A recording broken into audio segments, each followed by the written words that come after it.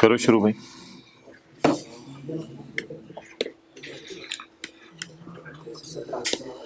अच्छा ये दो लेक्चर होंगे 117 और 118 6 घंटे के। इसमें हर पार्ट की कोई टाइम लिमिट नहीं है, कोई पार्ट घंटे का होगा, कोई 1.5 घंटे का होगा, कोई 2 घंटे का। तो इसलिए फ़िलहाल पार्ट ए शुरू करते हैं ताकि फाइल्स आपकी जो अपलोड हो रही हैं वो छोटी बने। बहरहाल इसमें से कोई 117 के 1-2 पार्ट आज अपलोड हो जाएंगे, फिर 1-2 कल अपलोड हो जाएंगे। वेडनेसडे, आज ट्यूसडे है, कल वेडनेसडे है, फिर उसके बाद सैटरडे को होगा। फिर कुछ आगे रह गया तो उससे अगले हफ्ते में किसी दिन कर लेंगे। अच्छा जी,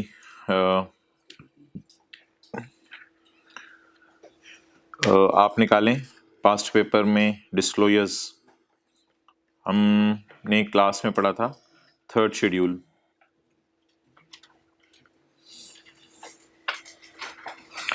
थर्ड शेड्यूल के अंदर हमने ये देखा था कि कंपनीज जो हैं वो लिस्टेड भी हैं, अनलिस्टेड भी हैं। उसकी बुनियाद के ऊपर हमने जो है वो उनके डिस्क्लोजर्स डिसाइड करने होते हैं। तो ये हमने पेश किया था 252। कंपनीज थी पब्लिक, अनलिस्टेड, प्राइवेट और फॉरेन कंपनीज। फिर इसके बाद जो है वो पब्लिक इंटरेस्ट कंपनीज, इसमें लिस्टेड भी आती हैं, वो नॉन लिस्टेड जिनके नाम नीचे दिए हुए हैं। और जो नॉन प्रॉफिट इदारे टाइप चीज़ें हैं उनको तो कहते ही नॉन लिस्टेड हैं। उसमें मीडियम साइज़ नहीं है, लार्ज साइज़ और उसमें स्मॉल साइज़ नहीं है, मीडियम साइज़ हैं और लार्ज साइज़ हैं। अच्छा, इसमें ना एक चीज़ पेज 251 पे देख लें।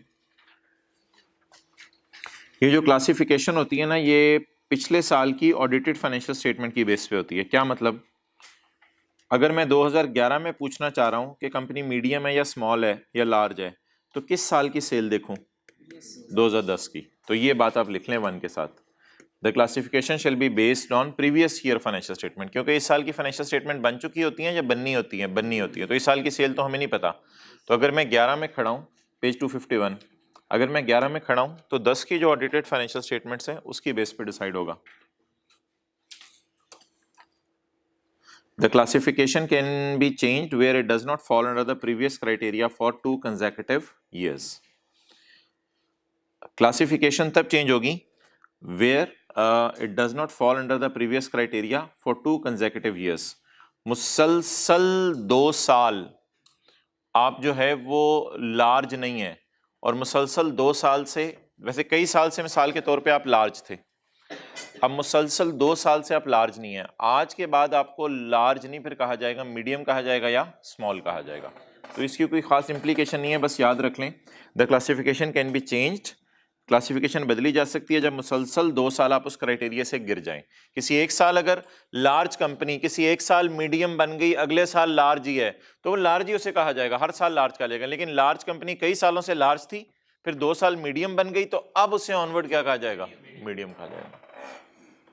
द नंबर ऑफ एम्प्लॉइज, ये जो नंबर ऑफ एम्प्लॉइज काउंट किए थे हमने 750 या पता नहीं कितने, नंबर ऑफ एम्प्लॉइज कौन से होंगे? The number of employees mean the average number of person employed calculated on monthly basis. हर महीने के एम्प्लॉइज की एवरेज ली जाएगी और एवरेज लेके देखा जाएगा एवरेज नंबर ऑफ एम्प्लॉइज कितने हैं। एवरेज एम्प्लॉइज देखे जाएंगे या क्लोजिंग एम्प्लॉइज देखे जाएंगे? एवरेज, क्लोजिंग नहीं। क्लोजिंग होता है साल के आखिरी दिन कितने नौकरी पे हैं। एवरेज का मतलब क्या होता है?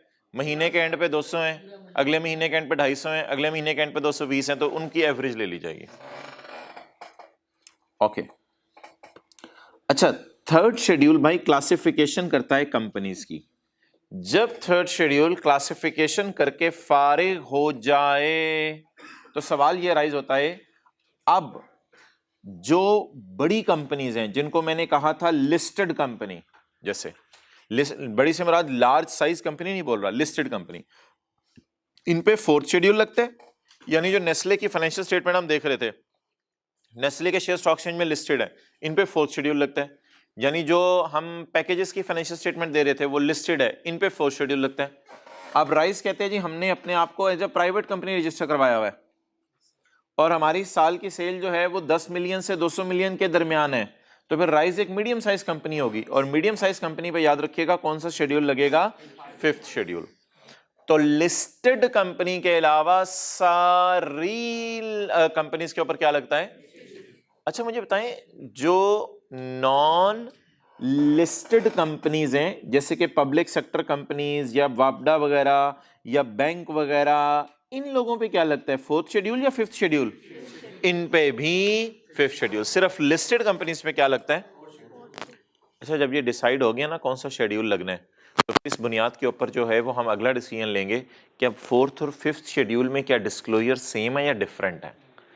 तो इस वजह से मुझे आपको लाना पड़ेगा यहां पे जो हमारे डिस्क्लोजर्स थे, और उनमें अब हम देखते हैं कि फोर्थ शेड्यूल और फिफ्थ शेड्यूल क्या है। आई होप आपने लेक्चर 116 का पार्ट भी ले लिया होगा। भाई 50-55 मिनट की डिस्कशन है, प्लीज़ उसको अटेंड कर लें। IFRS 15 के पास पेपर हैं, कहीं ऐसा ना हो वो सारा आपका तैयार हो जाए और आखिर में थोड़ी सी सुस्ती की वजह से आपका नुकसान हो जाए। अच्छा यार, ये फोर्थ और फिफ्थ शेड्यूल्स हैं। ये फोर्थ शेड्यूल किन कंपनीज के लिए हैं और फिफ्थ शेड्यूल किस कंपनीज के लिए हैं, इसके ऊपर जो है वो डिस्कशन शुरू करते हैं थोड़ी सी। इसमें आप सबसे पहले आए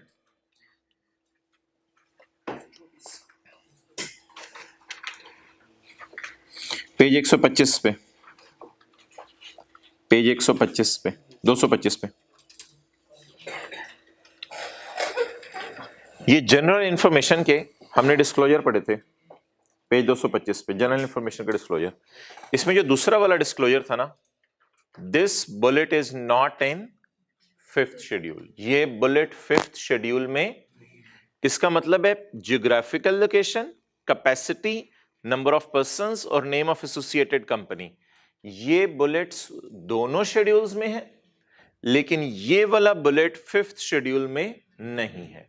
इसका मतलब है कि वो जो हमने पढ़ा था ना, क्या कहते हैं अभी के किस पे फोर्थ लगता है किस पे फिफ्थ लगता है, तो अगर लिस्टेड कंपनी है तो वो particulars of immovable property including location and area of land बताएगी, और अगर राइज वाले हैं तो उनके लिए location and area of land बनाने की जरूरत नहीं है, क्योंकि वो पब्लिक लिस्टेड कंपनी नहीं है, वो प्राइवेट कंपनी है।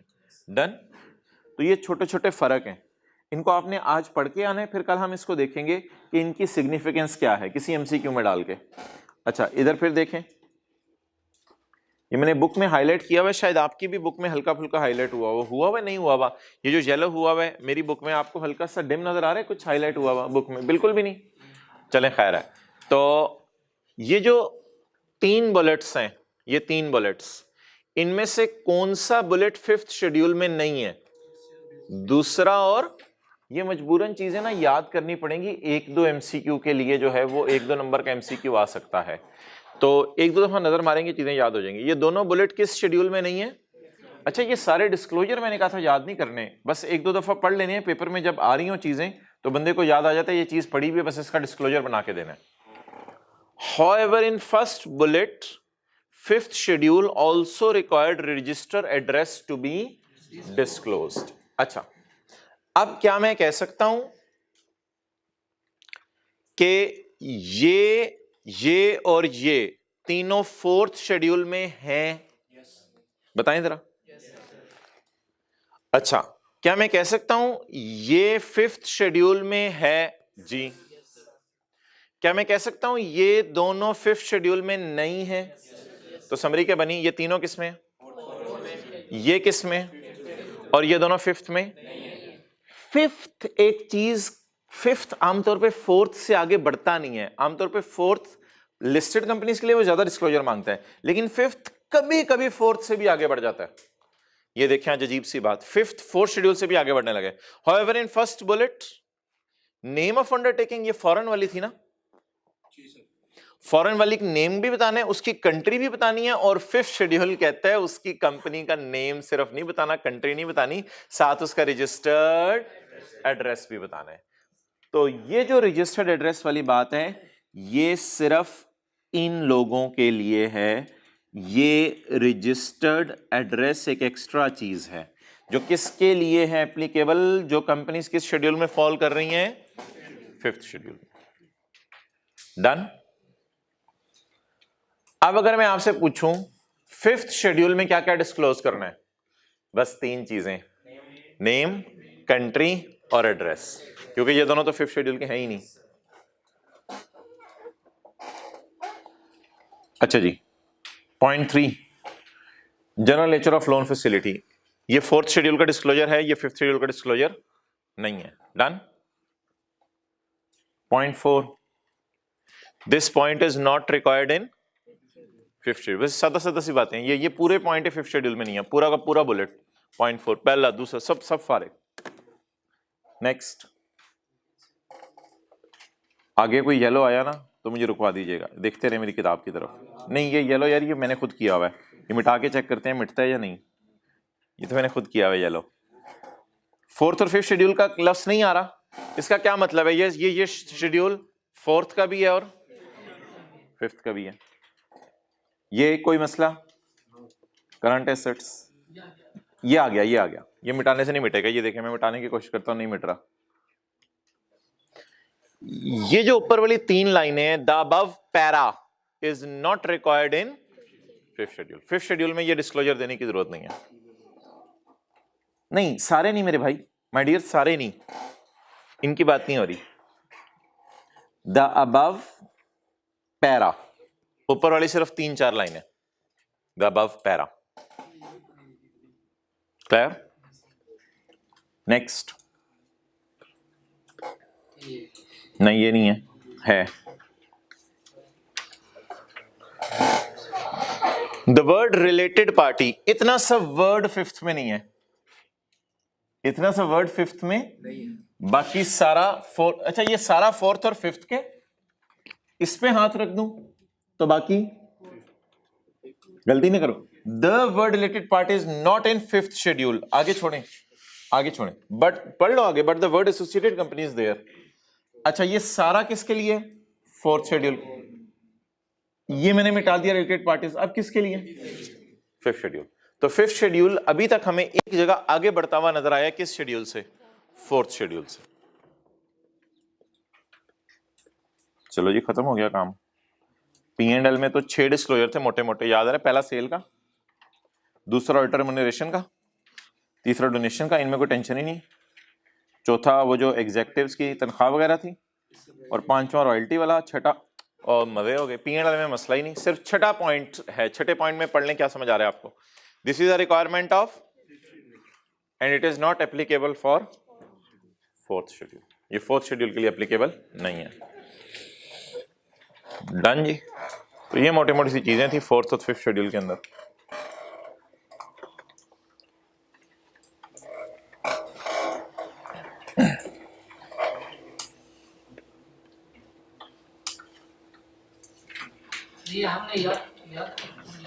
अभी मैंने जवाब दिया, कोई जवाब देगा इनकी बात का कि हमने याद करने हैं?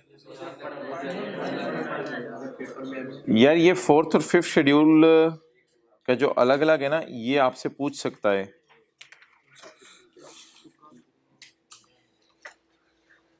हाँ जी जी, MCQ number 13। In respect of loans and advances, other than those to suppliers of goods or services, the name of the borrower, the terms of the repayment, if the loan or advance exceed rupees 1 million, together with particulars of collateral, if any, shall be disclosed separately. पहले ये मैं ढूंढ लेता हूँ कहाँ पे है। In respect of loans and advances, अच्छा यार मुझे एक चीज बताओ, in respect of loans and advances, other than those to suppliers, the name of the borrower, the term of the repayment, ये कहाँ पे आपने पढ़ा है? In case of the loans and advances, यार ये जो होते हैं ना, एक बात याद रखना, लोन 2 किस्म के होते हैं, लोन जो लिया हुआ है और लोन जो दिया हुआ है। ये कौन सा वाला लोन है? In respect of loans to the suppliers, to the supplier, जो लोन दिया हुआ है। तो एसेट्स में जाके ढूंढूं या लाइबिलिटीज में जाके? उधर एसेट्स में। पेज नंबर कौन सा बना जी? 230। अच्छा एक दफा जरा देख लेते हैं, ये पैरा एज इट इज उसने कॉपी की है MCQ बनाने वाले ने, और सवाल पूछे ये कौन से शेड्यूल की रिक्वायरमेंट है? This is not a requirement of 5th। What does it mean? It is a requirement of, it shall be disclosed separately. So it is a requirement of not both A and B। Done. अच्छा जी, अगर आप fixed asset बेचो और उसकी बीवी 5 लाख से ज्यादा हो, तो उसकी कॉस्ट बतानी, book value, sale price, particulars of buyer, particular buyer में याद है एम्प्लॉय को बेचते थे कंपनी पॉलिसी के तहत और इस किस्म की चीजें। ये फिक्स्ड एसेट बेचने वाला है, तो फिक्स्ड एसेट बेचने वाला तो थोड़ा सा ऊपर आएंगे हम, फिक्स्ड एसेट में देखेंगे, ये देख लें जी फिक्स्ड एसेट पेज 228 आ गया जी। ये इसके साथ कोई येलो लाइन आपको नजर आ रही हो इस सफे पे, तो सवाल क्या है? सवाल क्या है? सवाल कहाँ है? सवाल में सवाल कहाँ है? In case of sale of fixed asset. अच्छा ये तो सवाल 4th और 5th शेड्यूल का है ही नहीं, ये तो सिंपल सी बात है। इधर कितने आ रहे हैं? 6 किताब में, किताब के पेज नंबर 228 पे 6 और इधर भी 6। अब वो भाई का सवाल के भाईजान रट्टा मारना है, ये रट्टा नहीं मारना, इनको ना 2-3 दफा आपने अच्छी तरह पढ़ लेना है। इसमें चूंकि 7वीं चीज हुई वो आपको खुद ही ऑड फील होगी, वो आप कहोगे ये तो मैंने कभी नहीं पढ़ी जिंदगी में। देखो कितनी चीजों को रट्टा मारोगे, क्योंकि ये तो स्टैंडर्ड में अवेलेबल नहीं है चीजें। 3rd, 4th और 5th शेड्यूल ये स्टैंडर्ड में अवेलेबल नहीं है, एथिक्स स्टैंडर्ड में अवेलेबल नहीं है। 3rd, 4th और 5th शेड्यूल्स वो हुए क्या मतलब? आधे एथिक्स कई दफा याद करने को तुझे क्या, आप तो आखिरी दिनों में वही कह रहा है। 3rd, 4th और 5th शेड्यूल स्टैंडर्ड में नहीं है, एथिक्स स्टैंडर्ड में मौजूद नहीं है, एथिक्स के जितने सफ़े हैं स्टैंडर्ड्स में मौजूद नहीं है। ये 2 चीज़ें हमारे सिलेबस में, लेकिन एथिक्स को याद करना है, इसको कई दफ़ा पढ़ना है, 3rd, 4th और 5th शेड्यूल को। डन? एथिक्स को में से तो 4, 5, 6 नंबर का सवाल आ सकता है ना, 7, 8 नंबर का सवाल आ सकता है, इनमें से तो चलो MCQ आएगा, लेकिन 3rd, 4th और 5th शेड्यूल के डिस्क्लोजर भी तो हमने किए हैं। डन जी? Okay, point 14, in 4th and 5th schedule an executive has been, executive पूछा हुआ है उसकी तनख्वाह कितनी होती है, ये बता देंगे? 6 लाख थी, 12 लाख थी, 20 लाख थी, 30 लाख थी, 12 लाख। अब देखिए ना, सुनी हुई चीजें जरा याद आ जाती है, इस तरह की मैं चाह रहा हूँ आप करें 3rd, 4th, 5th शेड्यूल का सलूक, बार बार इनको पढ़ लें, सुनी हुई चीज याद आ जाएगी और कितने रट्टे मारेंगे। चलो यार मजे मजे की बातें करते हैं, छोड़ो हम क्या थ्योरी के पीछे पड़ गए। निकालें फाइनल अकाउंट का पास पेपर क्वेश्चन नंबर 2 और फिर IAS 38 का एक सवाल करते हैं, फिर IFRS 16 का। बताएं क्या है क्वेश्चन? बना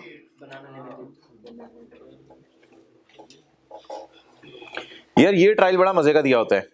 इस ट्रायल की पता क्या खासियत होती है? इससे पता नहीं चल रहा होता कि नहीं, इससे पता नहीं चल रहा होता कि एसेट्स कौन से हैं, लायबिलिटीज कौन सी हैं।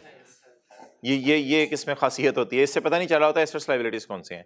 अच्छा पहले मुझे जरा एक नजर मार के बताएं कि सवाल की रिक्वायरमेंट है, आपने बैलेंस शीट बनानी है along with the relevant notes showing possible disclosures. अच्छा जब डिस्क्लोजर्स आ जाए सवाल में तो जो अदर इंफॉर्मेशन होगी इसमें डिस्क्लोजर टाइप एडजस्टमेंट्स होंगी या rectification of error type adjustments होंगी?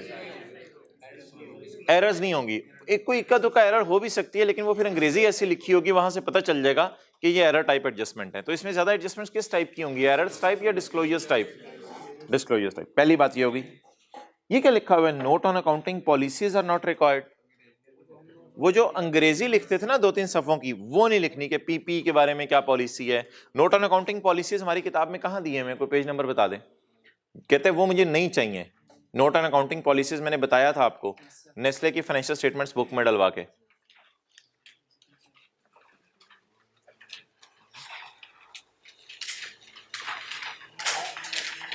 I think I can search before you search. Page number नहीं, कंट्रोल है।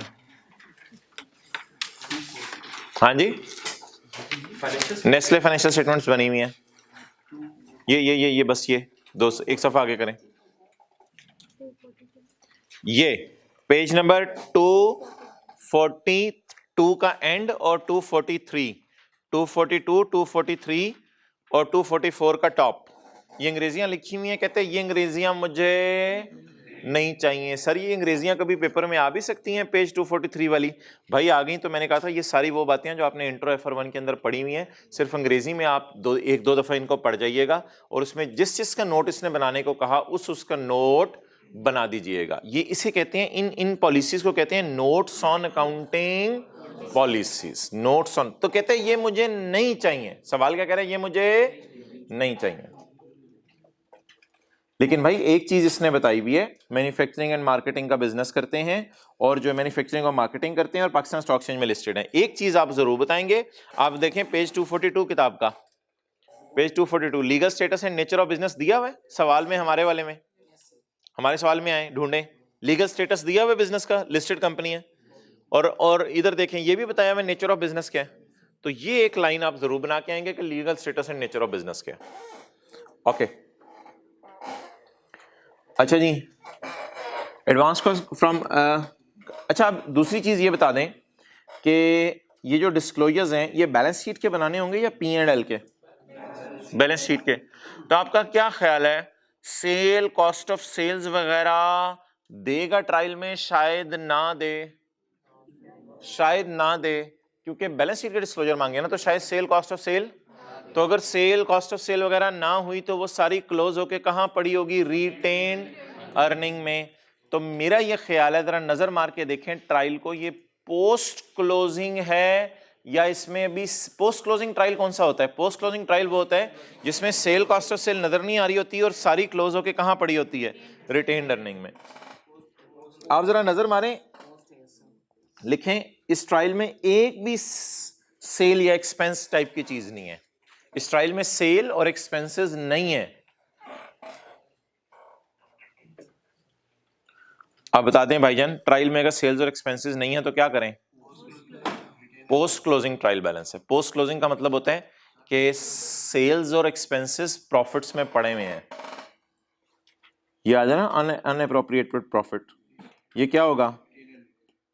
Brought down retained earning plus PAT minus dividend. इसके साथ लिखें ये क्लोजिंग रिटेन्ड अर्निंग है। 2885 is closing retained earning, brought down retained earning plus PAT minus dividend. तो cell खर्चे कहां हैं? रिटेन्ड अर्निंग के अंदर।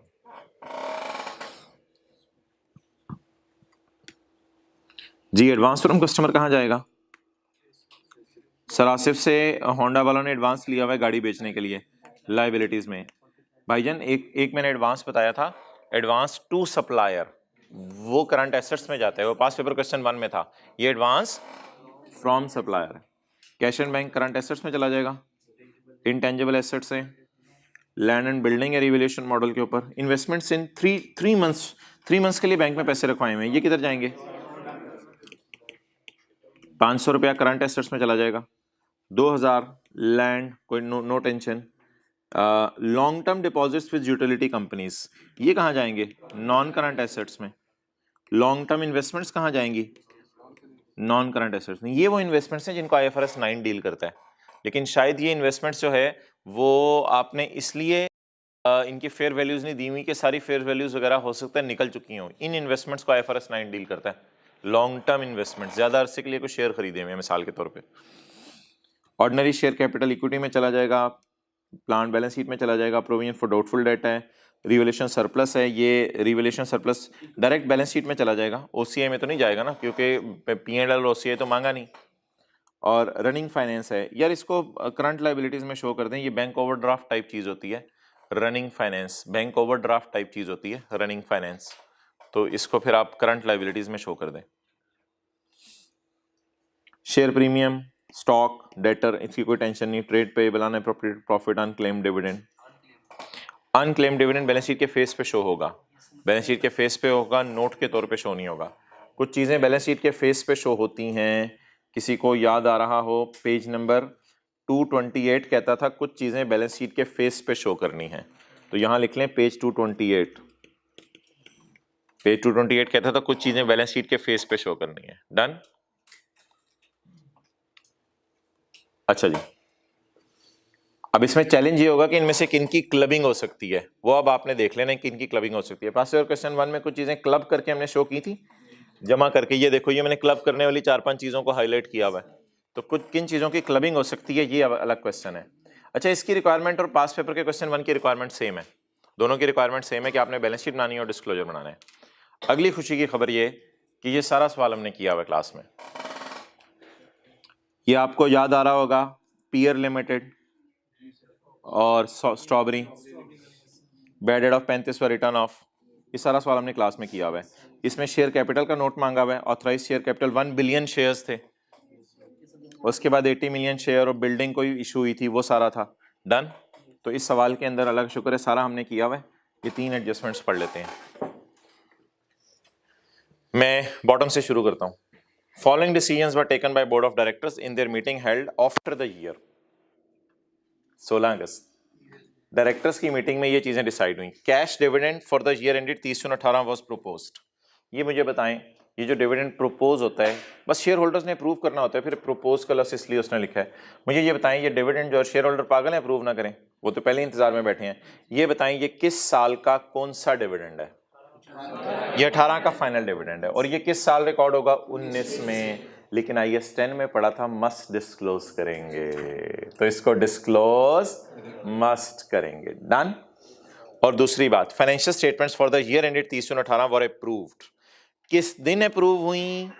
16 अगस्त को। 16 अगस्त को फाइनेंशियल स्टेटमेंट्स अप्रूव हुई। किस साल की? अब मैं आपको दो चीजें दिखाऊंगा, और असल में भाई आपका इम्तिहान नहीं होता, चीज़ें जो है ना भूली होती हैं, ज़रा देखने से याद आ जाती हैं। IAS 1037 में ये दोनों डिस्क्लोजर मैंने आपको बताए थे देने हैं। इधर कहाँ आ रहा है IAS 1037?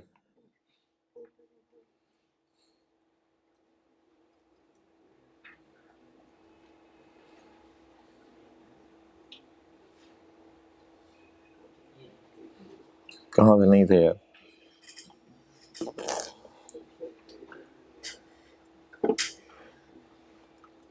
कल रात ही तो मैंने देखा था। नहीं यार तू घुमा रहा है। IAS 1037, ये IAS 1037 में भाईजान हमने ये दोनों डिस्क्लोजर पढ़े थे। अभी असल में आप के जहन में नहीं होंगी चीज़ें, इस वजह से मैं दिखा रहा हूँ। अगर आपके जहन में होती तो शायद मुझे दिखाने की ज़रूरत ना पड़ती। IAS 1037, जी मोहतरम, IAS 10 के अंदर एक हमने डिस्क्लोजर पढ़ा था,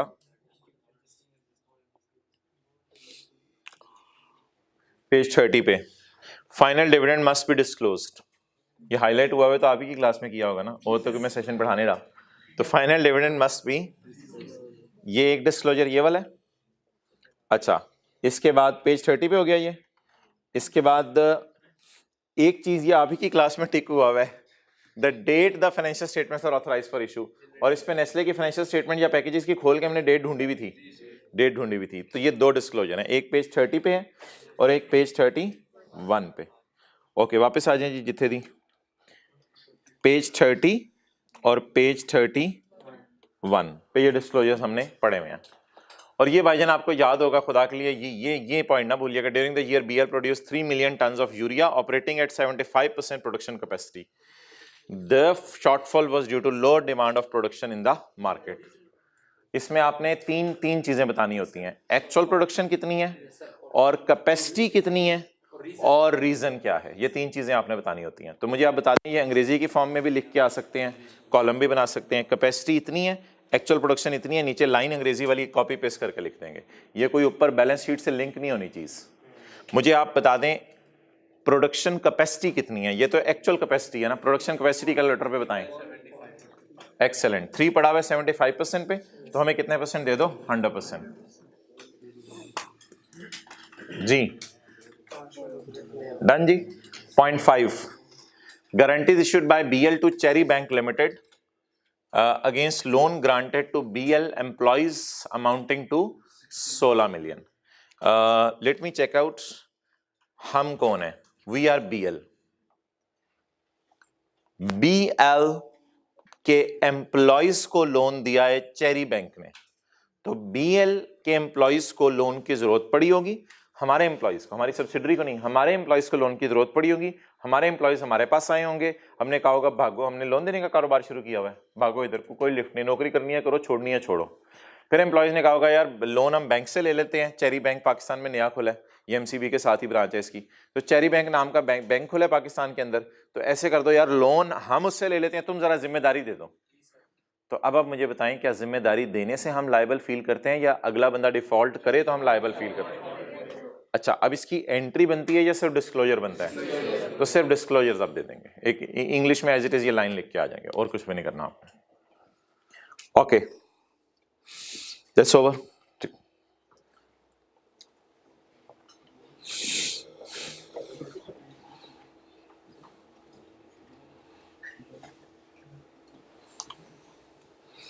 जी, आज की हमारी डिस्कशन शुरू हुई है फाइनल अकाउंट से।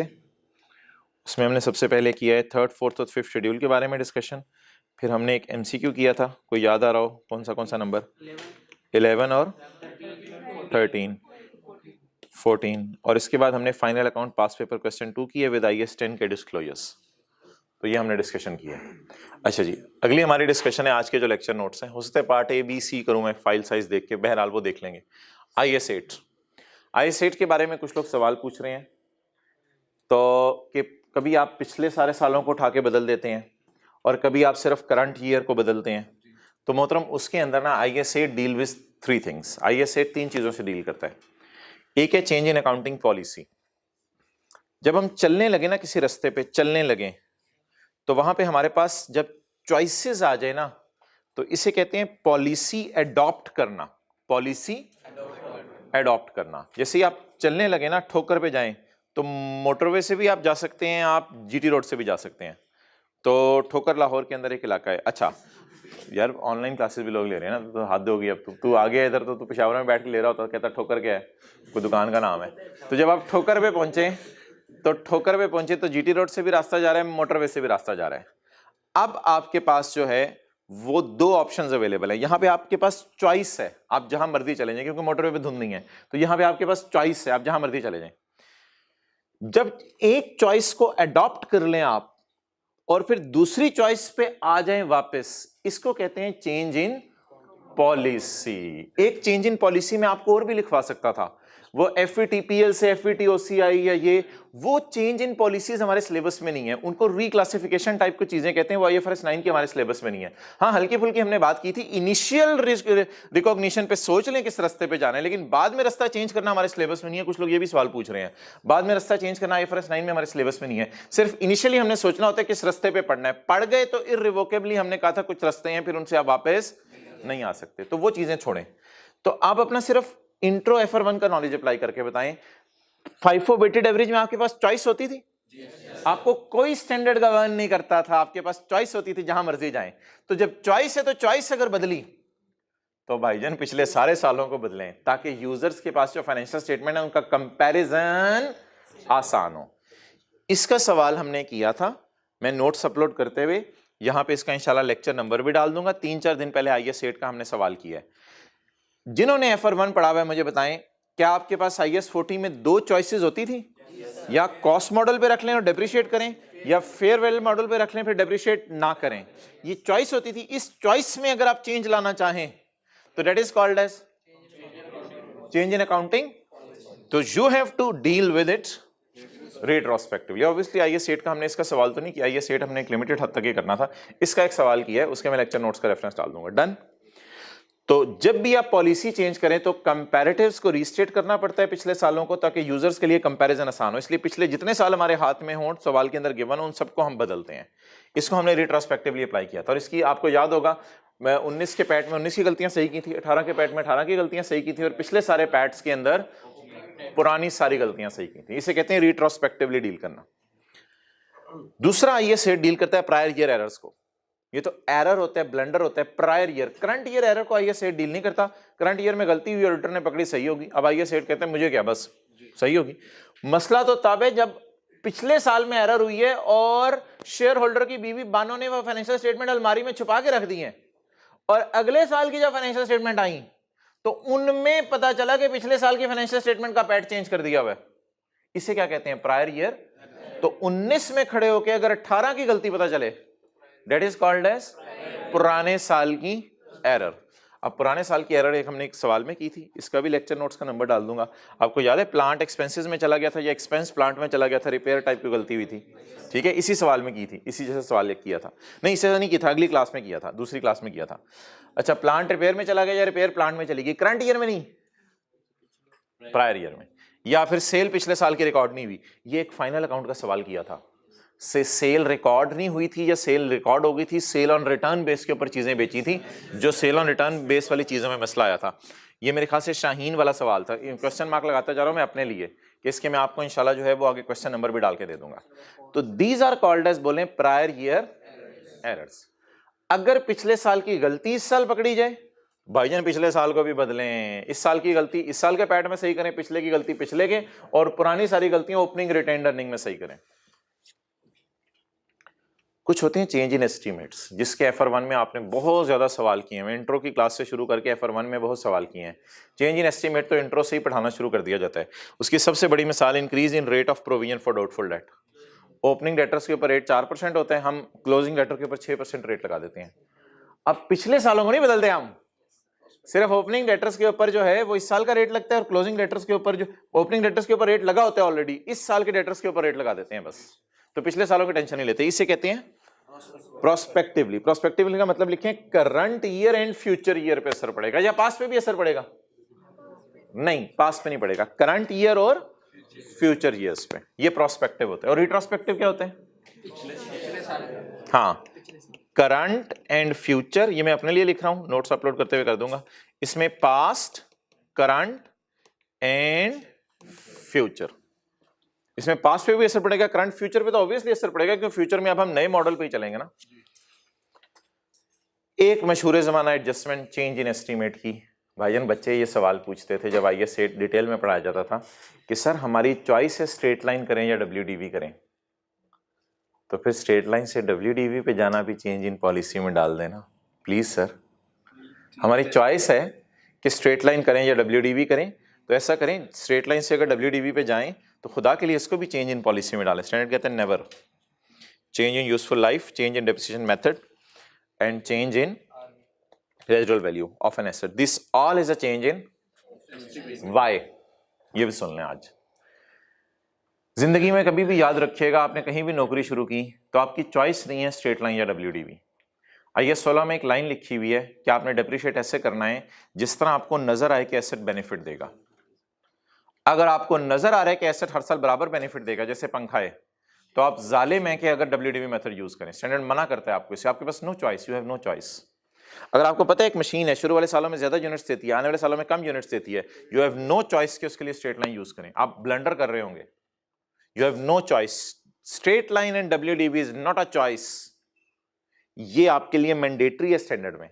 हाँ, आपने अंदाजा लगाया ये पंखा हर साल बराबर चलेगा, वो 2-3 साल बाद आपका अंदाजा हुआ नहीं यार ये पंखा तो हर साल कम चल रहा है, तो आज से ऑनवर्ड इसकी डेप्रिसिएशन पकड़ लें और चेंज करते हैं। तो हम क्या करते थे, पुराने सालों की डेप्रिसिएशन चार्ज होगी अकाउंट्स में, चार्ज ही रहने देते थे। अगले सालों से क्या शुरू कर देते थे, रिमेनिंग लाइफ पे बुक वैल्यू को पकड़ के डिवाइड कर देते थे। तो change in useful life, change in depreciation method and change in residual value, this all is a change in estimate. Done.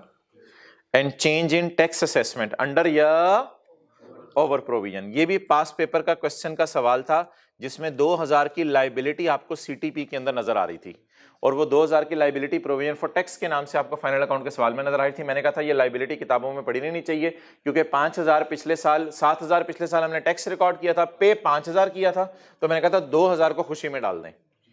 तो अगर मैं अंदाजा लगाऊं टैक्स का, मेरा 7000 अंदाजा है, टैक्स वाले कहीं 5000 है, तो इसको प्रायर ईयर एरर नहीं कहना, इसको प्रायर ईयर एरर नहीं कहना। यार मैं आप क्या करूं, टैक्स में अंदाजा ही लगा सकता हूं ना।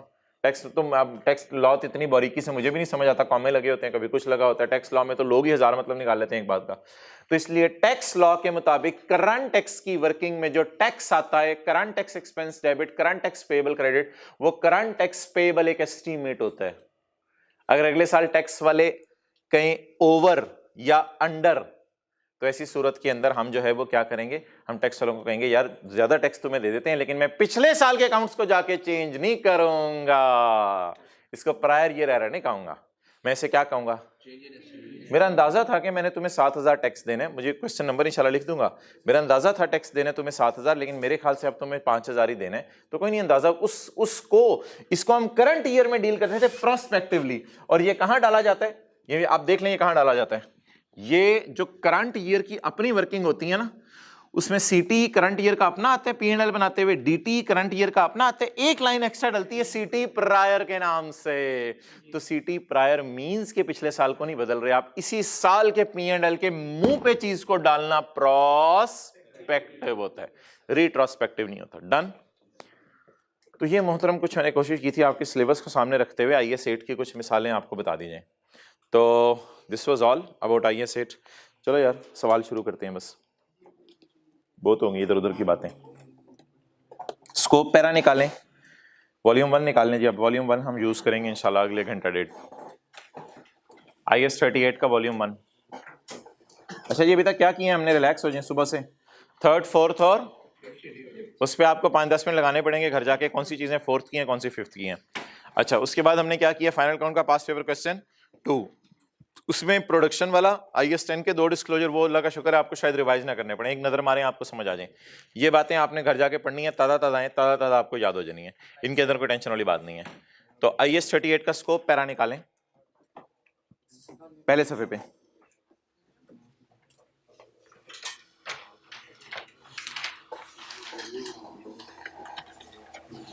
कोई क्वेश्चन है आपका इसमें तो मेरे से पूछ लें।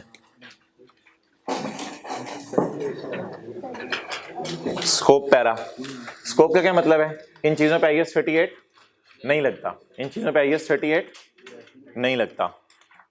Intangibles held by an entity for sale in the ordinary course of business. एक सॉफ्टवेयर हाउस है, उसका काम इंटेंजिबल बेचना है, क्या इसके लिए इंटेंजिबल एसेट है या इन्वेंट्री है? जैसे प्रॉपर्टी डीलर ने बहुत सारी लैंड्स खरीदी हुई है, तो लैंड उसके लिए फिक्स्ड एसेट है या इन्वेंट्री है? पेज 197। अच्छा डेफर्ड टैक्स एसेट्स पे IS 38 लगेगा, IS 12 वॉल्यूम 1 176, रियली सॉरी 176। लीजेस पे राइट ऑफ यूज इंटेंजिबल है या राइट ऑफ यूज IFRS 16 लगता है?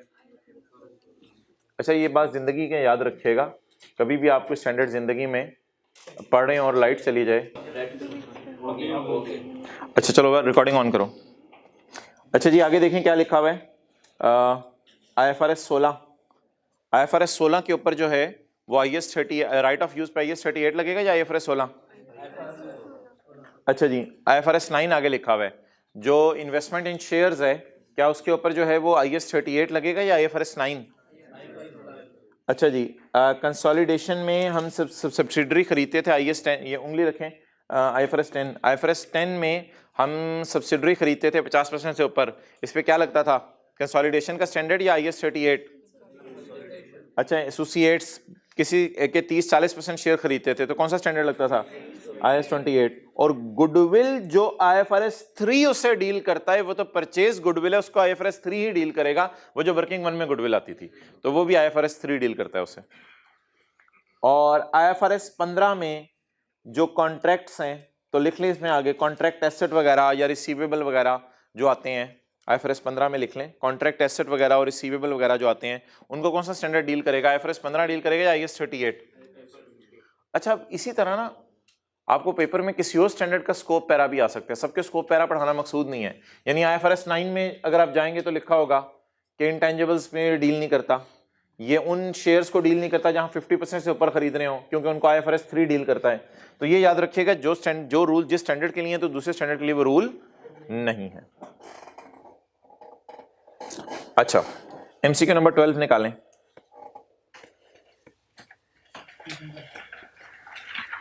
MCQ number 12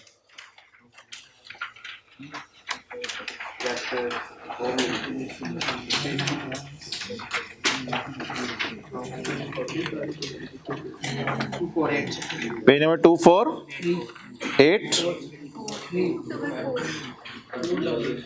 244।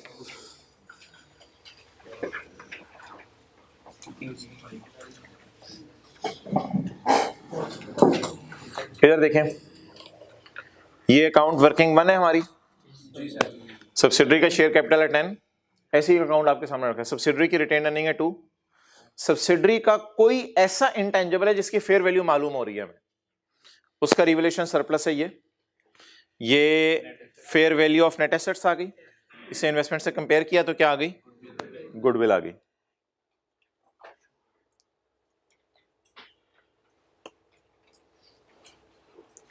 Horn Limited has acquired subsidiary Stairs Limited in the current year. SL has brand, SL subsidiary has a brand which has been reliably valued at 5 lakh.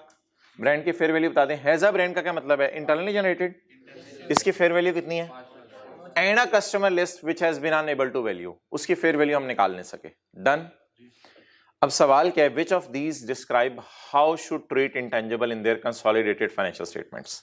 अच्छा जी, एक मसला आ गया कि इसकी fair value कितनी है ब्रांड की, 5 लाख। अगर मैं इस डेटे को आपके सामने रखूं, फेयर वैल्यू इसकी आ गई जी क्या, 5 लाख। एंट्री क्या हो जाएगी, बैलेंस शीट के फेस के ऊपर कस्टमर लिस्ट डेबिट, और नहीं कस्टमर लिस्ट तो रीवैल्यू नहीं हो रही, ब्रांड। बैलेंस शीट के मुंह पे brand debit, revaluation surplus in working 1 credit, ये 5 लाख हो गया। एक और सरप्लस में डालना चाह रहा हूं, फिट करना यहां, लेकिन जगह भी नहीं है। चलें जगह तो निकल ही आए, लेकिन उसकी फेयर वैल्यू पता नहीं चल रही। अब देखें फड्डा क्या होगा। अब ये बड़ा मजे का सवाल है और आपने इसका खुद जवाब देना है। They should be included in goodwill, option 1।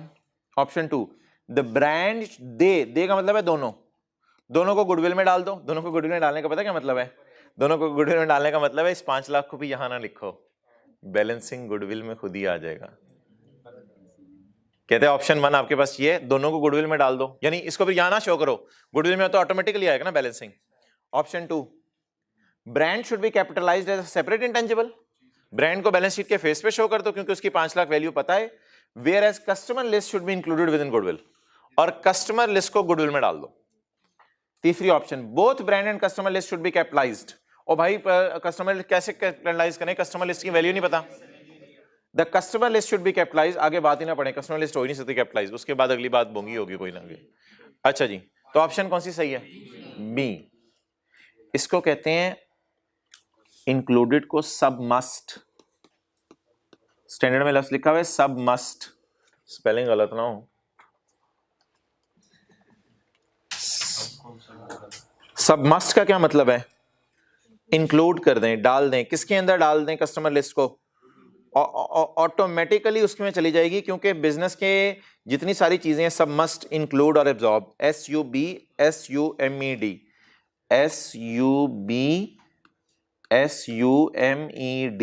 और मतलब है इसका इंक्लूड और एब्जॉर्ब। तो इसको गुडविल के अंदर डाल दें। गुडविल के अंदर डालने की वजह क्या है कि इसकी वैल्यू पता नहीं चल रही, तो ऑटोमेटिकली बैलेंसिंग फिगर गुडविल आ जाएगी, उसमें फिर सारी चीजें बिजनेस की बकाया पड़ी होंगी।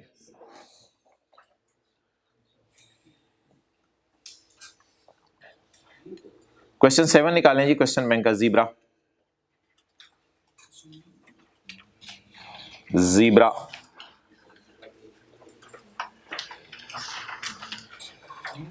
ये इसका मैं वो ऑब्वियसली हम इतनी डिटेल में चीजें नहीं करेंगे, मैंने इसका सोल्यूशन वगैरह नीचे नोट किया हुआ है, वो आपको मैं साथ साथ दिखाता रहूंगा, मैं बस सवाल पढ़ता रहता हूँ जी। पेज नंबर, क्वेश्चन बैंक का क्वेश्चन 7 ज़ीब्रा किस पेज पे है, पेज नंबर 236। ये मैंने लास्ट सेशन वालों को कराया था, लेकिन अभी हम टाइम सेव करने की कोशिश करते हैं ताकि हमारे पास बाकी चीज़ों के लिए टाइम बच सके।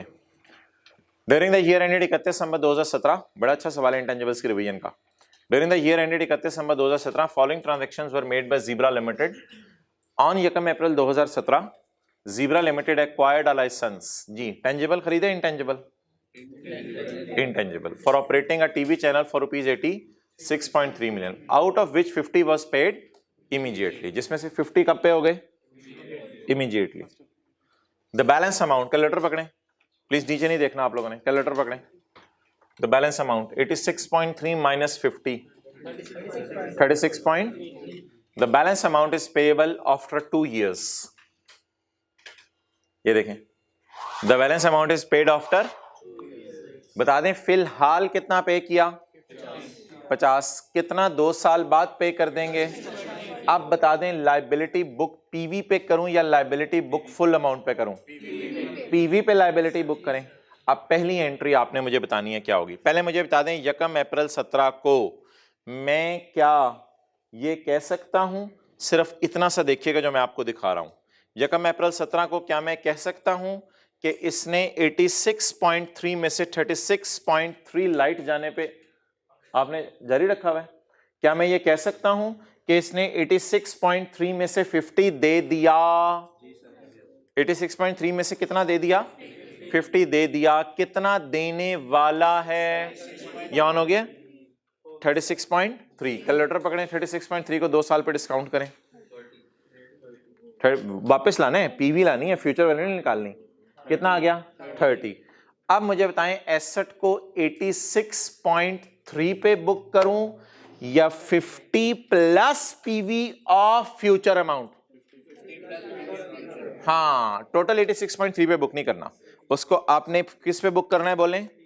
80 plus present value of amount to be paid after 2 years। Done हो गया जी। अच्छा जी, तो आज मुझे बताएं पेएबल कितने पे बुक होगा? 80 पे। पेएबल 80 पे बुक नहीं होगा, पेएबल 30 पे बुक होगा। तो अब एंट्री जो बनेगी वो ये बनेगी, लाइसेंस डेबिट, लेकिन उसकी प्राइस नहीं निकालनी, कैश क्रेडिट 50 से, और पेएबल को फिलहाल 30 पे रिकॉर्ड कर दें, और ग्रो करते करते करते करते वक्त के साथ मजदूरों को जैसे 2 साल बाद डिसमेंटलिंग के पैसे देने होते थे, इसी तरह इनटेंजिबल के भी 2 साल पैसे देने हैं। इसमें सिग्निफिकेंट फाइनेंसिंग कंपोनेंट है, 2 साल का अरसा पेमेंट के दरमियान, तो इसलिए पेमेंट को किस पे बुक करेंगे? प्रेजेंट वैल्यू के ऊपर बुक करेंगे। ओके, चलें जी।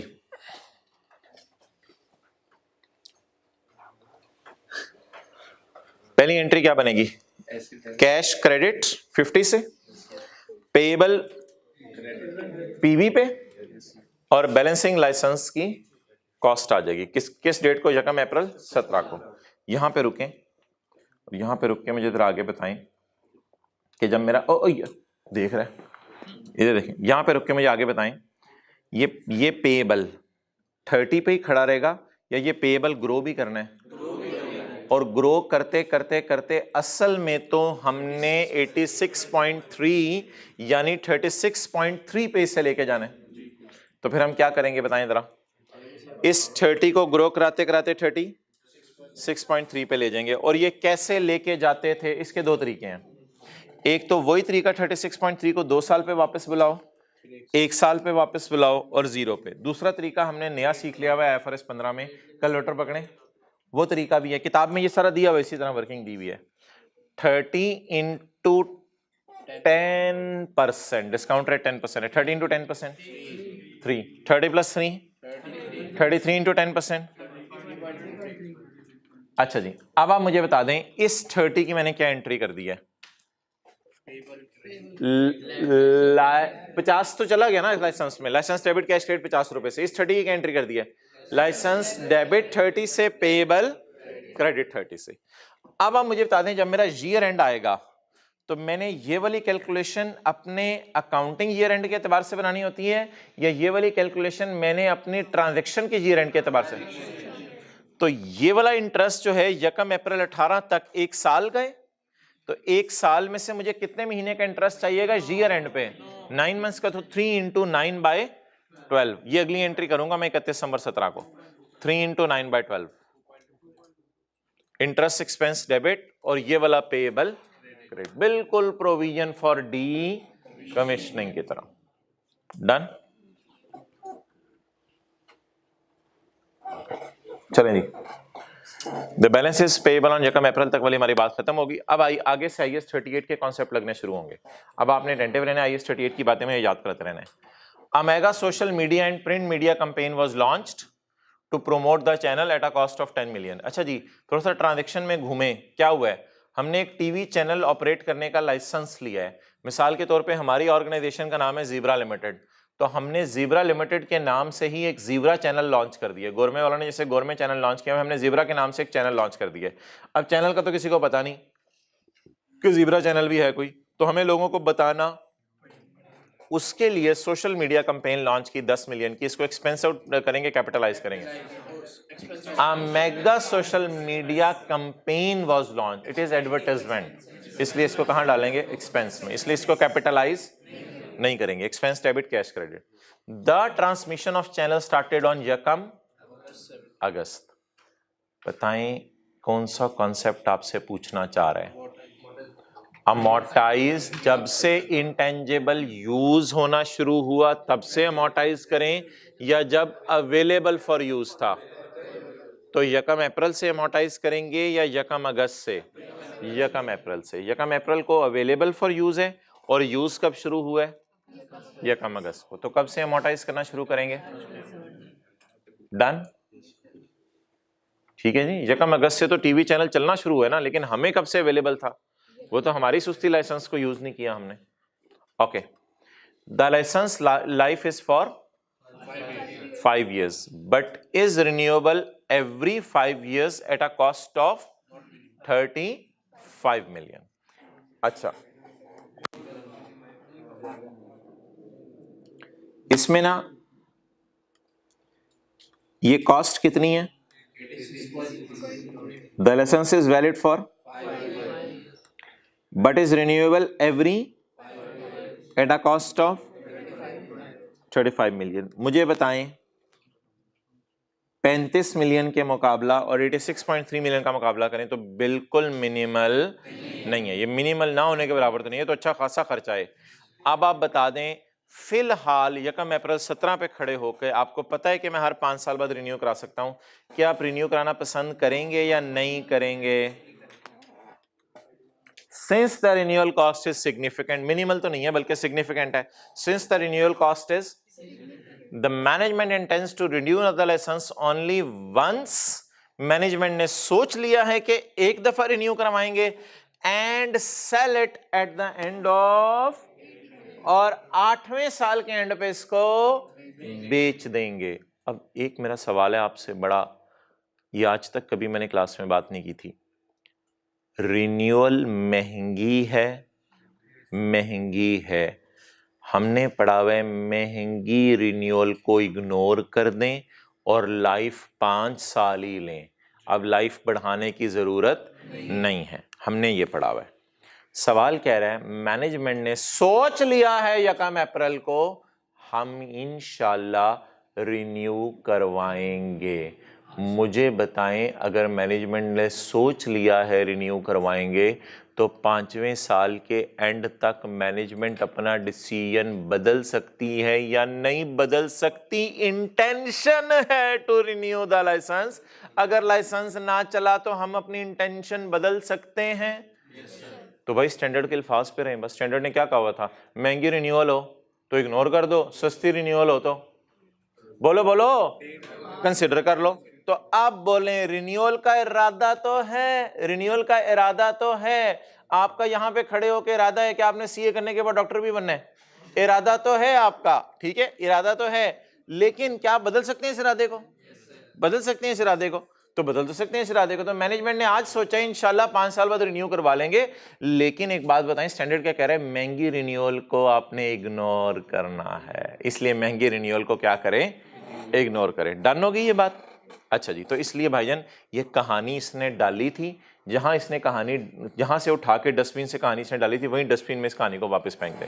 ये लाइन को फारग करें और अगले ऐसे इसका इरादा वैसे सुनने गया था, ये ऐसी बीच में बात है, अब ये कहानी को करना ही फारिग है, फिर भी वैसे इसका इरादा बताता हूँ।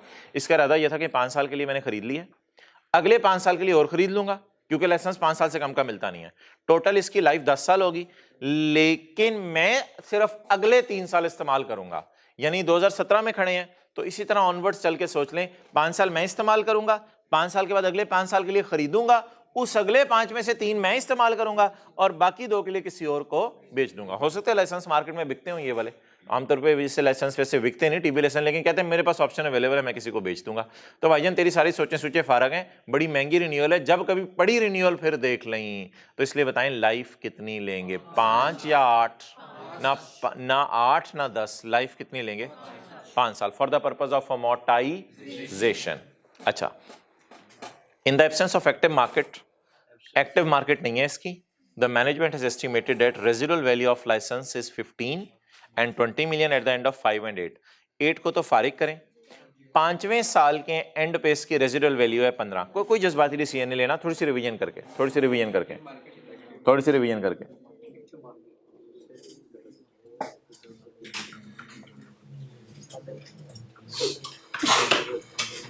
छोटे छोटे कॉन्सेप्ट है, रिवाइज हो रहे हैं, इनको आपने इस एंगल से नहीं सोचना कि मुझे समझ नहीं, मुझे याद नहीं थे, इनको इस एंगल से सोचने कि आप मुझे याद आ रहे हैं। तो बी पॉजिटिव, बी नेगेटिव वाले तो बड़े मिलेंगे आपको ब्लड ग्रुप, बी पॉजिटिव वाले कम मिलेंगे। बी पॉजिटिव, अच्छा चलो हम गाल शुरू हो गई, अम्मी का ये था, अब्बू का ये था, मेरा ब्लड ग्रुप क्यों ये हो गया? Page 21, page 20, residual value. The residual value standard कहता है shall be considered as unless there is a commitment by third party. Commit का मतलब है साइन करके मुआहदा करके लिख के दे, अनलेस देयर इज एन, अगर ये दोनों बातों में से कोई एक बात भी पाई जाए तो रेजिडुअल वैल्यू जो सवाल में गिवन हो उसको ले लें for the purpose of amortisation. लेकिन अगर इन दोनों में से एक बात भी ना पाई जाए तो फिर रेजिडुअल वैल्यू क्या होगी? 0 होगी। रेजिडुअल वैल्यू है इसकी 15। सवाल कहते हैं एक्टिव मार्केट नहीं है। अच्छा, ढूंढे कहीं थर्ड पार्टी ने कमिटमेंट की हुई है? तो हमारी इंटेंशन है वैसे 8 साल बाद किसी को बेच देंगे। कमिटमेंट तो नहीं की भी उसने अभी तक। कोई बायर तो नहीं हमारे पास आके कमिट करके चला गया कि इतने में साल आपसे इतने का ले लूंगा। तो there is no commitment, there is no active. If there is no commitment and no active market then residual value is given but will be considered as 0। तो बात खत्म कर दें आप। पहला सवाल, इसने ना आपके 5-6 बड़े अच्छे कॉन्सेप्ट IAS 38 के रिवाइज करा दिए। कुछ कॉन्सेप्ट थे रिसर्च एंड डेवलपमेंट वाले, वो हमने एक पिछली क्लास में 4-5 दिन पहले रिवाइज किए हैं। पहला कॉन्सेप्ट, कॉस्ट क्या होगी जी? पीवी निकाल गए के बाद 80। दूसरा, लाइफ क्या होगी? 5 साल, 8 साल या 10 साल? तीसरा सवाल, यकम अप्रैल से अमोर्टाइज करना शुरू करेंगे या यकम अगस्त से? चौथा सवाल, रेजिडुअल वैल्यू माइनस करेंगे या नहीं करेंगे? नहीं करेंगे। अब इसमें ये नहीं आपने सोचना कि ये बातें जो है वो मुझे भूली हुई थी, ये सोचना है कि चलो ये बातें रिवाइज हो गई हैं। इस एंगल से सोचिएगा, बी पॉजिटिव। डन जी। अच्छा, इसमें ना डिस्कशन भी करनी है सवाल में, तो सॉल्यूशन देखिएगा, साथ साथ एंट्रीज भी हुई हैं और सवाल में हल्की फुल्की डिस्कशन भी साथ साथ की हुई है। ठीक है,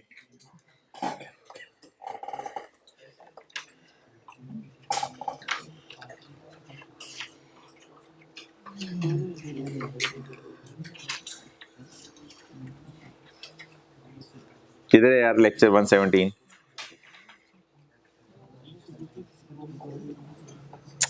छिक्के रखा हुआ है काम तो आज आपने। MCQ 12 हो गया, जीब्रा वाला सवाल हो गया। यार ये ग्रॉस रिप्लेसमेंट मेथड किया हुआ हमने, जरा पेज 202 पे देखें आप। स्कोप पैरा मुझे बता रहे थे कि स्कोप पैरा कोई और है। ये पेज कौन सा था स्कोप पैरे का?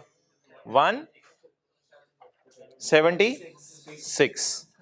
और ये MCQ का पेज तो सही था ना, 244। अच्छा, ये ग्रॉस रिप्लेसमेंट मेथड नजर मार के आए, क्वेश्चन 18 हमने किया हुआ पेज 202 पे। किया है? चलो डन हो गया, टाइम बच गया। इसे कहते हैं दुनिया में जन्नत के मजे। चलें, IFRS 16, इसमें इन दोनों को भी चीजों को छोड़े, मैं बाद में करवाता हूं, इनको मैं नीचे शिफ्ट कर दूंगा। आइडेंटिफाइंग लीज, लो जी अटेंटिव हो जाए भाईजान।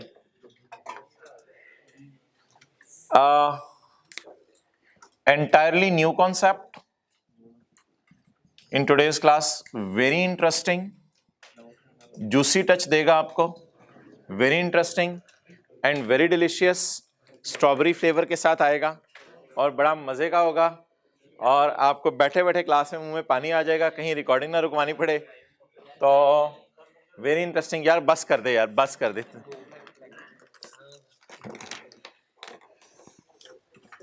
अच्छा, क्या चीज करवाया हुआ है? कितने गवाह मौजूद है? क्वेश्चन 18 करवाया हुआ है। ठीक है, लेक्चर 47 में खीर होगी। अच्छा जी, अच्छा मोहतरम,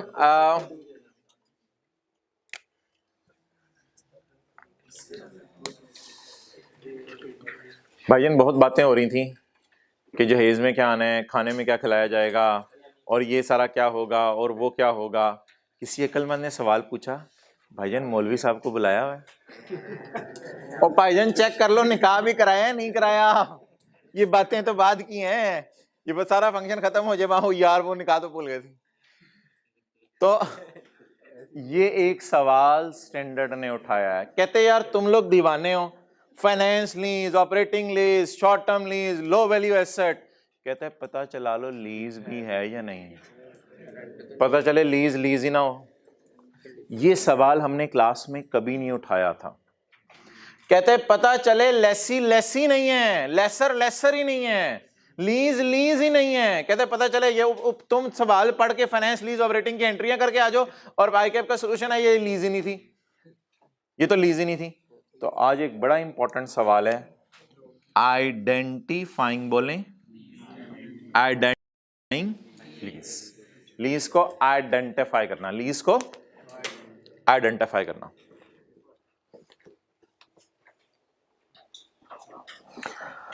अल्लाह भला करे आपके साथ वाले का। IFRS 16 इधर किधर आ रहा है?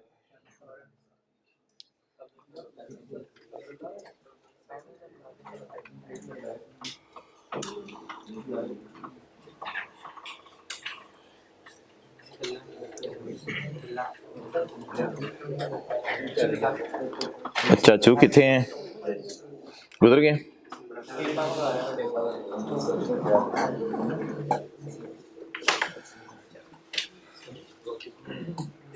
अभी तो गए थे शायद।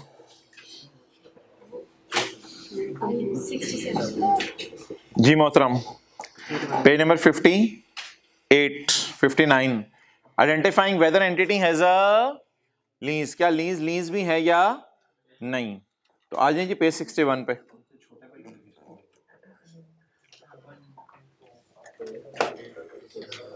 Page 61, identification of lease.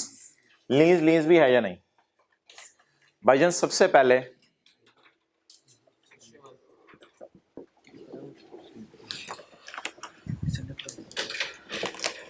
ये मार्कर्स हैं, तो लेसर ने लेसी से कहा भाईजान क्या लीज पे लेना है? लेसी ने कहा जी मार्कर लीज पे लेना है। क्या लीज पे लेना है? मार्कर लीज पे लेना है। लेसर ने कहा अच्छा यार ऐसे करो कि ये वाला मार्कर ले लो, लेकिन हो सकता है कुछ दिन में मैं वापस ले लूं, फिर ये वाला ले लेना, फिर मुझे कुछ दिन में जरूरत पड़े तो फिर ये वाला मार्कर ले लेना। स्टैंडर्ड कहते हैं भाईजान एसेट ते दस दो केड़ा है, आइडेंटिफाई ते कर दो एसेट। एसेट ही नहीं तो पता चल रहा, एसेट ही नहीं आपको पता चल रहा, तो लीजें कौन सी शुरू कर दी है तुम लोगों ने? कौन सा वाला एसेट लीज पे लिया है? लेसन ने कहा ये वाला ले जाना, फिर अगले दिन ये वाला, फिर मुझे जरूरत पड़ी ये वाला मैं वापस ले लूंगा, फिर तुम ये वाला दे दूंगा। जैसे कि लेसिन को चाहिए कोई शिप लीज पे, जहाज लीज पे चाहिए, तो लेसर ने कहा यार मेरे पास तो 4-5 जहाज खड़े हुए हैं, तो ये 4-5 जहाज साहिल समंदर के किनारे हैं, ये वाला जहाज लीज पे ले लो, लेकिन अगर जरूरत पड़ी तो ये जहाज मुझे वापस कर देना, ये वाला जहाज फिर लीज पे ले लेना। स्टैंडर्ड कहते हैं पाइजन की हो रहा है, आइडेंटिफाई नहीं हो पा रहा ये एसेट कौन सा है, तो ये कौन सी लीजें हैं? तो सबसे पहला क्या टेस्ट होगा लीज में? और भाईजान ये फाइनेंस ऑपरेटिंग लेसर लेसी का सवाल नहीं हो रहा, अभी ये पता चल रहा है कि निकाह भी लीज भी है या नहीं, ये अगले सवाल फिर बाद में है कि फाइनेंस है, ऑपरेटिंग है, लेसी का सवाल है, लेसर का सवाल है। अच्छा जी, आइडेंटिफिकेशन टेस्ट, सबसे पहला कौन सा टेस्ट जी? Identification test. और अगला कौन सा टेस्ट? अब अगला सवाल ये है कि भाईजान अगर एसेट आइडेंटिफाई हो गया, ये वाला है, हो सकता है कुछ लीजों में आइडेंटिफाई हो जाए, अब लेसी को ये मिल गया मार्कर, अब लेसी मार्कर खोलने लगा, लेसर ने कहा अभी नहीं, दोपहर की क्लास में खोल सकते हो। लेसी ने कहा यार कंट्रोल तो दे दे मुझे, कहते ना नहीं आराम से खोली। लेसी ने कहा यार हाथ दोगी, मैंने क्या कहते बंद कर जल्दी, इंक नहीं। लेसी ने कहा यार तूने एसेट मुझे लीज पे दिया, क्या मजाक है? लेकिन जो गाड़ी होती है ना बैंक लीज पे देता है, उसमें दोनों टेस्ट पास हो रहे होते हैं। आइडेंटिफिकेशन टेस्ट, ये वाली गाड़ी है, ये नंबर है इसका, जब मर्जी चलाएं, जब मर्जी गाड़ी खोलें, जब मर्जी एसी चलाएं, जब मर्जी हीटर चलाएं, जहां मर्जी लेके जाएं। तो आइडेंटिफिकेशन टेस्ट भी और कंट्रोल टेस्ट भी उसमें पास होता है।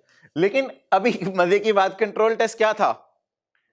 लेसर ने कह दिया भाईजान डिसाइडेड है ये वाला मार्कर आपका है, पॉलिश करके दे दिया ये मार्कर आपका है। आप जैसे सुबह की क्लास में मार्कर खोलने लगे, उन्होंने कहा नहीं ये दोपहर की क्लास में। आपने कहा यार हद होगी, मुझे कब्जा दे दे चीज का, तूने दे दिया कब्जा, बात खत्म हुई। कहते हैं ना ना ना ना, और एक दफा खोल लो तो अगले 2 दिन इसको बंद नहीं करना। यार पकड़ अपना है। स्टैंडर्ड कहता है मार्कर को फेंको, ये लीज ही नहीं है, ये लीज ही नहीं है। अच्छा जी चलो कोई नहीं, ये वाला रेड था यार। अच्छा, identification test, is asset identified explicitly और implicitly? Is asset identified explicitly, और या एक्सप्लिसिटली पता चल जाए या इंप्लाइड हो कि जहाज ही 5 खड़े हैं, 4 गए हैं, तो जो एक खड़ा है जहाज वही वाला है ना। तो पहले तो एसेट आइडेंटिफाइड एक्सप्लिसिटली और, अच्छा ये जितनी चीजें ना, इनमें जब भी हम इधर चले जाएंगे तो वो लीज नहीं होगी, और पहले ना सीधा चलते हैं। Is asset identified? जी भाईजान ये वाला मार्कर है आपका, चलें जी डन हो गया, फिर बाकी मार्कर जेब में डालें। लेसी के हाथ में ये मार्कर आ गया, asset identified, yes. Lessor has अच्छा खासा बदलने का हक, लेसर तो ये मार्कर बदल नहीं सकता। लेसर कहता है ठीक है मैं ये मार्कर बदलूंगा नहीं। लेसर हैज अच्छा खासा बदलने का हक, नो नो नो लेसर, तुझे बदलने का हक नहीं है, ये बदल नहीं सकता अब तू। इसको कहते हैं आइडेंटिफाइड। आइडेंटिफाइड होने के लिए दो शर्तें हैं। नंबर 1, पता हो कौन सा एग्रीमेंट में लिखा हो, कौन सा वाला मार्कर है, और दूसरी बात, लेसर के पास अच्छा खासा हक बदलने का ना हो। इसका जवाब नो देना है, लेसर के पास अच्छा खासा बदलने का हक नो हो। अच्छा, ये जो डब्बे की ये वाली साइड है ना सारी, इसमें आप फील कीजिएगा, आपको फील होगा चीज लेसी की है, इसमें फील होगा चीज लेसी की है, इसमें फील होगा कि लेसर अपनी चला रहा है। इधर ये जो ऐसे चलूंगा ना, आपको हर जगह फील होगा ये चीज किसकी बन रही है, लेसी की। इसमें लेसर का कंट्रोल कब्जा वगैरह नहीं। अगला सवाल, आइडेंटिफिकेशन टेस्ट पास हो गया, दो चीजें लीज एग्रीमेंट में लिखी होंगी। नंबर 1, एसेट नंबर फलां ले लो, और दूसरी चीज लीज एग्रीमेंट में लिखी होगी, ये जो मार्कर है, ये मार्कर लेसर ने कहा मैं बदल नहीं सकता, ये तुझे दे दिया तो दे दिया, अब 5 साल की लीज है तेरे पास ही, अब ये मैं इसको बदल के ये नहीं कहूंगा ये वापस भेज, मैं तुझे कोई और मार्कर भेज रहा हूं। डन। अगला सवाल, अब कौन सा टेस्ट लगाने, कंट्रोल टेस्ट। इसमें भी दो चीजें हैं। Number 1, lessee can direct the use, हाँ जब मर्जी खोलूं, जब मर्जी बंद करूं, जब मर्जी पढ़ाऊं, जब मर्जी इसको रख के चला जाऊं, जमीन पे रखूं, जहां मर्जी रखूं, लेसर बॉदर ही नहीं कर रहा, तो lessee can direct the use. क्या इसके ऊपर यूज को मैं डायरेक्ट कर सकता हूं अपनी मर्जी से? इसका मतलब है ये मार्कर लेसी का है। ये मार्कर किसका है? गिर गया मेरे हाथ से, लेसर ने कुछ भी नहीं कहा, लेसर ने कहा कोई नहीं यार तेरे इस्तेमाल में है, ठीक है। ये थर्ड पार्टी ने मुझे पकड़ा दिया। अच्छा, ਉਹ ਭਾਈਜਨ ਲੱਗੇ ਦੇ ਨੇ, ਅਸੀਂ ਆਪਣਾ ਲੱਗੇ ਦੇ ਆ, ਉਹ ਆਪਣਾ ਲੱਗੇ ਦੇ ਨੇ। ਉਹ ਭਾਈ ਛੱਡ ਦੋ ਯਾਰ ਮੋਬਾਈਲ ਨੂੰ, ਤੁਹਾਡੀ ਮਿਹਰਬਾਨੀ, ਮਹੀਨਾ ਰਹਿ ਗਿਆ ਪਿੱਛੇ, ਛੱਡ ਇੱਥੇ ਆ। Lessee can direct the use, जी बिल्कुल, lessee can direct the use, yes. उसके बाद कुछ तो सेकंड डोज लगवाने भागे हुए आजकल। अच्छा, लेसी कैन नहीं, सर्टिफिकेट लेने नहीं भागे हुए, डोज लगवाने भागे हुए। Lessee can derive all benefits, और इस मार्कर को पढ़ा के जो फीस आएगी मुझे, क्या उस पर लेसर का हक है या मेरा हक है? लेसी का, मेरा हक है। Lessee can derive all benefits, इससे इंशाल्लाह बेनिफिट सारे मैं ही लूंगा, ठीक है जी। अगर ये सारी बातें पाई जाएं तो it is called as lease. इसमें एक बात थी सिर्फ जिसका जवाब क्या था? नो। आप बता दें, मार्कर आइडेंटिफाइड, यस। अगला सवाल, लेसर इसको बदल सकता है? नो। इसका मतलब है एसेट तो आइडेंटिफाइड है। अगला सवाल, क्या मेरी मर्जी चल सकती है इस एसेट पे, जब मर्जी इस्तेमाल करूं? और क्या सारे बेनिफिट्स इससे जो सेल वगैरह करके आएंगे वो भी मेरे ही होंगे? इन दोनों का जवाब यस आ गया तो कंट्रोल टेस्ट पास। चलते चलते इट इज कॉल्ड एज, इनमें से थोड़ी सी भी इधर इधर हो तो डेट इज नॉट अ, मिसाल के तौर पे अब मार्कर पता ही नहीं चल रहा कौन सा वाला है, उसने कहा कोई सा नीला ले जा, तो ये लीज ही नहीं है। नो, तो ये लीज ही नहीं है। अच्छा, उसने ये तो कह दिया ये वाला नीला ले जा, लेकिन उसने कहा कि मैं बाद में ना चेंज करवा सकता हूं, जरूरत पड़ी ना, ये वाला नीला मुझे पसंद है, ये नीला मंगवा लूंगा, कुछ तुझे कोई और नीला दे दूंगा, तुझे तो नीला ही चाहिए ना। तो lessor has right of substitution. Standard कहते हैं भाईजान लेसर की चीज है ये लीज ही नहीं है। ऑपरेटिंग फाइनेंस से दूर की बात, ये लीज ही नहीं है। अगला सवाल, कई दफा होता है मार्कर भी ये वाला होता है और बदलने का हक भी नहीं होता, लेकिन जैसे ही मैं मार्कर खोलने लगता हूं कहते हैं नहीं ये शाम की क्लासों के लिए। मैंने कहा I can direct the use, कहते हैं नो नो यू कैन। मैं क्या खोलने दे ना ना ना, खोलनी ना, नहीं खोल सकता मैं marker. Lessee can direct the use of asset, no, it is not a lease. और आखिरी सवाल, lessee can derive all benefits, इससे सारे बेनिफिट्स मैं ले सकता हूं। ये जो जहाज खड़ा है साहिल समंदर पर, इसको मैं साल के लिए 2 साल के लिए लीज पे ले रहा हूं, 2 साल मैं चलाऊंगा। कहते हैं नहीं नहीं नहीं नहीं नहीं, 2 साल के लिए सुबह के टाइम तू चला लिया करें, दोपहर को कोई और बंदा चलाया करेगा, शाम को तो जहाज मेरा होता है, तो शाम को इसको मैं लेके जाया करूंगा। मैंने कहा यार सारे बेनिफिट मुझे लेने दे, कहते नहीं सारे बेनिफिट तुझे नहीं लेने दूंगा इससे, तो no, it is not a. Done हो गया जी, तैयार है, तैयार है, तैयार है, तैयार है। ओए होए होए, खीर होगी।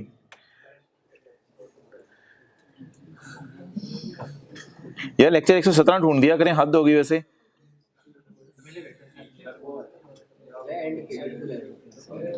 एंड पे ऊपर चला गया। ये लो, ये भाईजान आपके लिए ताज़ा ताज़ा सवाल बनाए हैं मैंने सुबह, ये कल शाम को बनाना शुरू किए थे, ये सुबह तक बन गए हैं। तो भाईजान सप्लायर है मलिक रियाज और कस्टमर है इंजमाम, और इसके सॉल्यूशन मैं छुपा रहा हूँ, ये इंशाल्लाह नोट्स आपको बांट दूंगा आज की क्लास में ही। इसके सॉल्यूशन मैं छुपा रहा हूँ, आप लोगों ने बताना है मुझे ये जो सारी चीज़ें हैं ये लीजें भी हैं या लीजें नहीं हैं। चलें जी शुरू करेंगे। मलिक रियाज सप्लायर है, इंजमाम कस्टमर है, और कहानी ये है कि जी मलिक रियाज का कोई कमर्शियल एरिया है, कमर्शियल एरिया बहरिया टाउन में, बहरिया टाउन में कमर्शियल एरिया, वहाँ पे शॉप्स हैं 1 2 3 और इधर स्विमिंग पूल्स हैं, swimming pool number 1 2 3, shop number 1 2 3। अब ये इसने किस लिए बनाए हुए हैं, ताकि स्विमिंग पूल्स तो कोई आके ठेके पे ले, यानी इंजमाम कहेगा 5 साल तक करोड़ करोड़ रुपया स्विमिंग पूल का मैं देता हूँ, बाद में मैं स्विमिंग पूल में फिर लोगों से बुला के उनको नहलवा वो गोते लगवाएंगे, जो मर्जी करें, वो मैं मेंबरशिप्स लोगों को दूंगा स्विमिंग पूल की। तो इंजमाम मलिक रियाज के पास गया है, कुछ शॉप्स किराए पे लेगा, कुछ पूल्स किराए पे लेगा। आप पहले से शुरू करें और मुझे बताते रहें। मलिक रियाज ने शॉप नंबर 1 जब दी तो मलिक रियाज कहते हैं जी अच्छा इसमें ना तरतीब नहीं चल रही होगी, वो जो डब्बे बने हुए हैं उसमें आगे पीछे भी चीजें हो सकती हैं, लेकिन आपने बस जज करना है ये लीज है या नहीं। पहला वाला पढ़ लें। मलिक रियाज ने कहा टेक शॉप, ओहो, take shop 1, take shop 1 for 5 years, shop 1 ले लो 5 साल के लिए, but Malik Riaz can not substitute this shop, मैं ये शॉप इंशाल्लाह बदलूंगा नहीं। क्या फीलिंग आ रही है, लेसी की है ना, फिर फीलिंग यही आ रही है ना, लेसी की है, कहते हैं मैं बदलूंगा नहीं। Inzamam can only start an activity, general store, medicine shop with the permission of Malik Riaz, लेकिन इंजमाम एक्टिविटी जो मलिक रियाज की मर्जी से शुरू कर सकते हैं, शॉप 1 में lessee has no right to direct how and for what purpose it is, how what purpose, purpose क्या है जी इसका, हाउ कैसे मैं इसको यूज करूं, हाउ कैसे कैसे, can lessee direct the use, लफ्ज पढ़ें, lessee has no right to direct, लफ्ज थोड़ा सा मैंने टेक्निकल लिख दिया, how and what, lessee has no right to direct, lessee के पास डायरेक्शन देने का राइट नहीं है। माना ये शनाख्त की हुई दुकान है नंबर 1, माना दुकान शनाख्त की हुई है, माना कि इस दुकान को क्या किया जा सकता है, सब्स्टिट्यूट नहीं किया जा सकता, लेसर के पास कोई सब्स्टिट्यूशन राइट नहीं है, तो शनाख्त हुई हुई दुकान है, वो नोट साथ साथ खोल लेते हैं।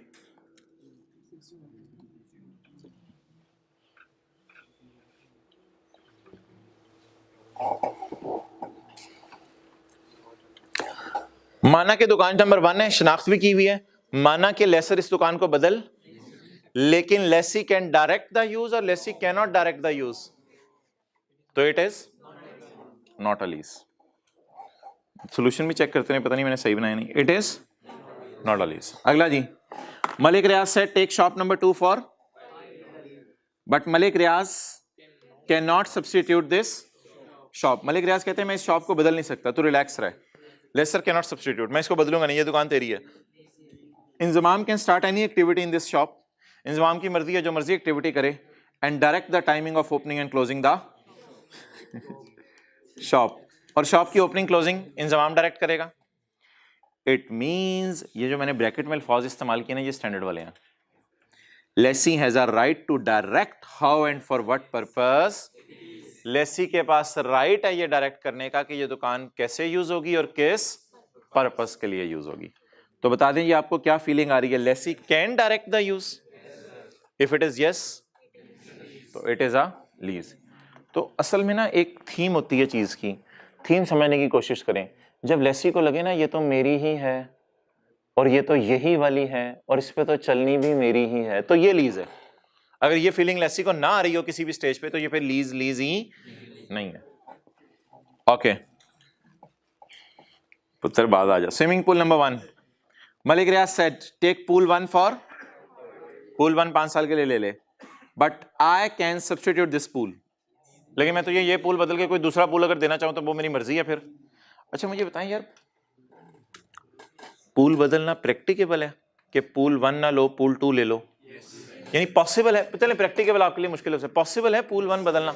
अच्छा कॉलेज वालों के लिए ये मार्कर बदलना पॉसिबल है, इजीली पॉसिबल है। व्हाइट बोर्ड फौरन बदलना इतना आसान नहीं है। कुछ चीजें पॉसिबल जरा इजीली होती हैं, कुछ मुश्किल से पॉसिबल होती हैं। कुछ चीजें प्रैक्टिकेबल होती हैं, कुछ चीजें आसानी से प्रैक्टिकेबल नहीं होती। क्या मलिक रियाज पूल 1 की बजाय पूल 2 देना उसके लिए प्रैक्टिकेबल है, पॉसिबल है? कोई पूल्स होंगे उसके पास, उसके लिए प्रैक्टिकेबल है। कई चीजें होती हैं जिसमें प्रैक्टिकेबिलिटी नहीं होती, वो मैं आपको मिसाल देता हूं। कन्वर्सली यानी ऑपोजिट बात करने लगा हूं।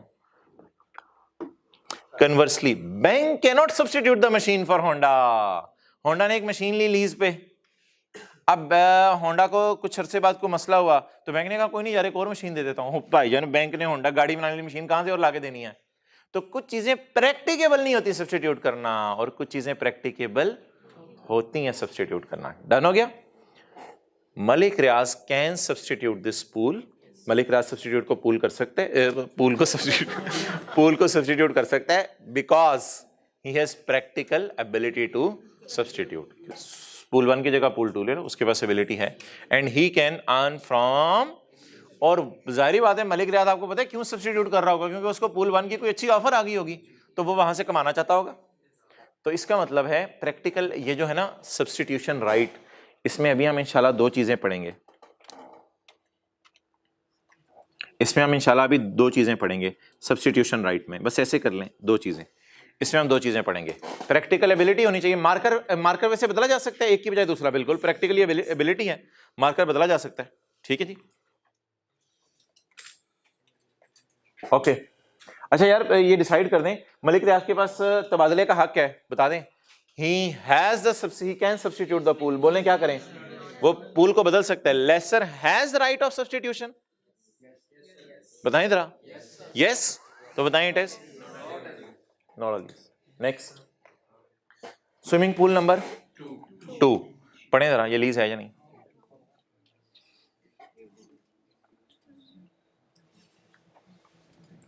यार ये क्या लाइन मैंने लिखी हुई है? How and for what purpose is pre determined. यार पूल किस पर्पस के लिए होता है? मज्जे तो नहीं आगे नहलानी आपने इधर? कि कोई बंदा जा रहा होगा मज्जे लेके, भैंसे लेके जा रहा होगा तो कहेगा भाईजान भैंस यार बड़ी बड़ी गंदी हुई है, गोबर लगा हुआ, चलो यार जो अंदर चलिए पूल भैंसे। How and for what purpose is. भाईजान जो शॉप होती है ना उसका how and for what purpose pre determined नहीं होता। शॉप में आप जनरल स्टोर खोल लें, आप जो है उसके अंदर जो है वो गारमेंट्स की दुकान खोल लें, उसमें मेडिसिन की खोल लें, कोई मसला नहीं। लेकिन पूल में बंदों नहीं आगे नहाना है। तो how and for what purpose, कुछ चीजें देख के पता चल जाती हैं कि इनका इस्तेमाल सिर्फ यही हो सकता है और कोई इस्तेमाल नहीं हो सकता। तो पूल का how and for what purpose is pre determined. Yes that is used for swimming. However lessee has no right, agreement में लिखा था लेसी तुम्हारा राइट नहीं है टू ऑपरेट इट, तुम इसे ऑपरेट नहीं कर सकते अपनी मर्जी से। ओपनिंग एंड क्लोजिंग टाइमिंग्स वो सारे के सारे ना मैं तुम्हें बताया करूंगा। जैसे मैं मार्कर खोलने लगा, स्विमिंग पूल का दरवाजा बंद करने लगा, खोलने लगा, उसने कहा यार ये तो स्कूलों का टाइम है यार, बंद कर दे यार, बिस्ती हो जानी है हमारे इस इलाके के अंदर, इंतजाम ऐसा ना कर यार, इस पूल को बंद करके रखा कर दोपहर के टाइम, बड़ा स्कूल की वजह से रश हो जाता है, तू भी रश डाल देते, मसले हो जाएंगे हमारे लिए। आप बोलें लेसर की चल रही है यहाँ पे, however lessee has no right to operate it at his own discretion। Lesi कहते हैं मेरी मर्जी नहीं चल सकती, लेसी एग्रीमेंट में लिखा हुआ है लेसी की मर्जी नहीं चल सकती। Opening and closing timings are governed by. भाईजान मुझे पता है कि ये पूल कौन सा है, बट मसला क्या है? Lessee can direct the use of asset, no therefore it is not a lease. चलेंगे swimming pool number 3। Malik Riaz said take pool 3 for how and for what purpose is predetermined, that is it is used for swimming। Lessee has a right to operate it at their own discretion। Lessee की मर्जी है मैं जब मर्जी इसको इस्तेमाल करूं, खोलूं बंद करूं, it is a lease।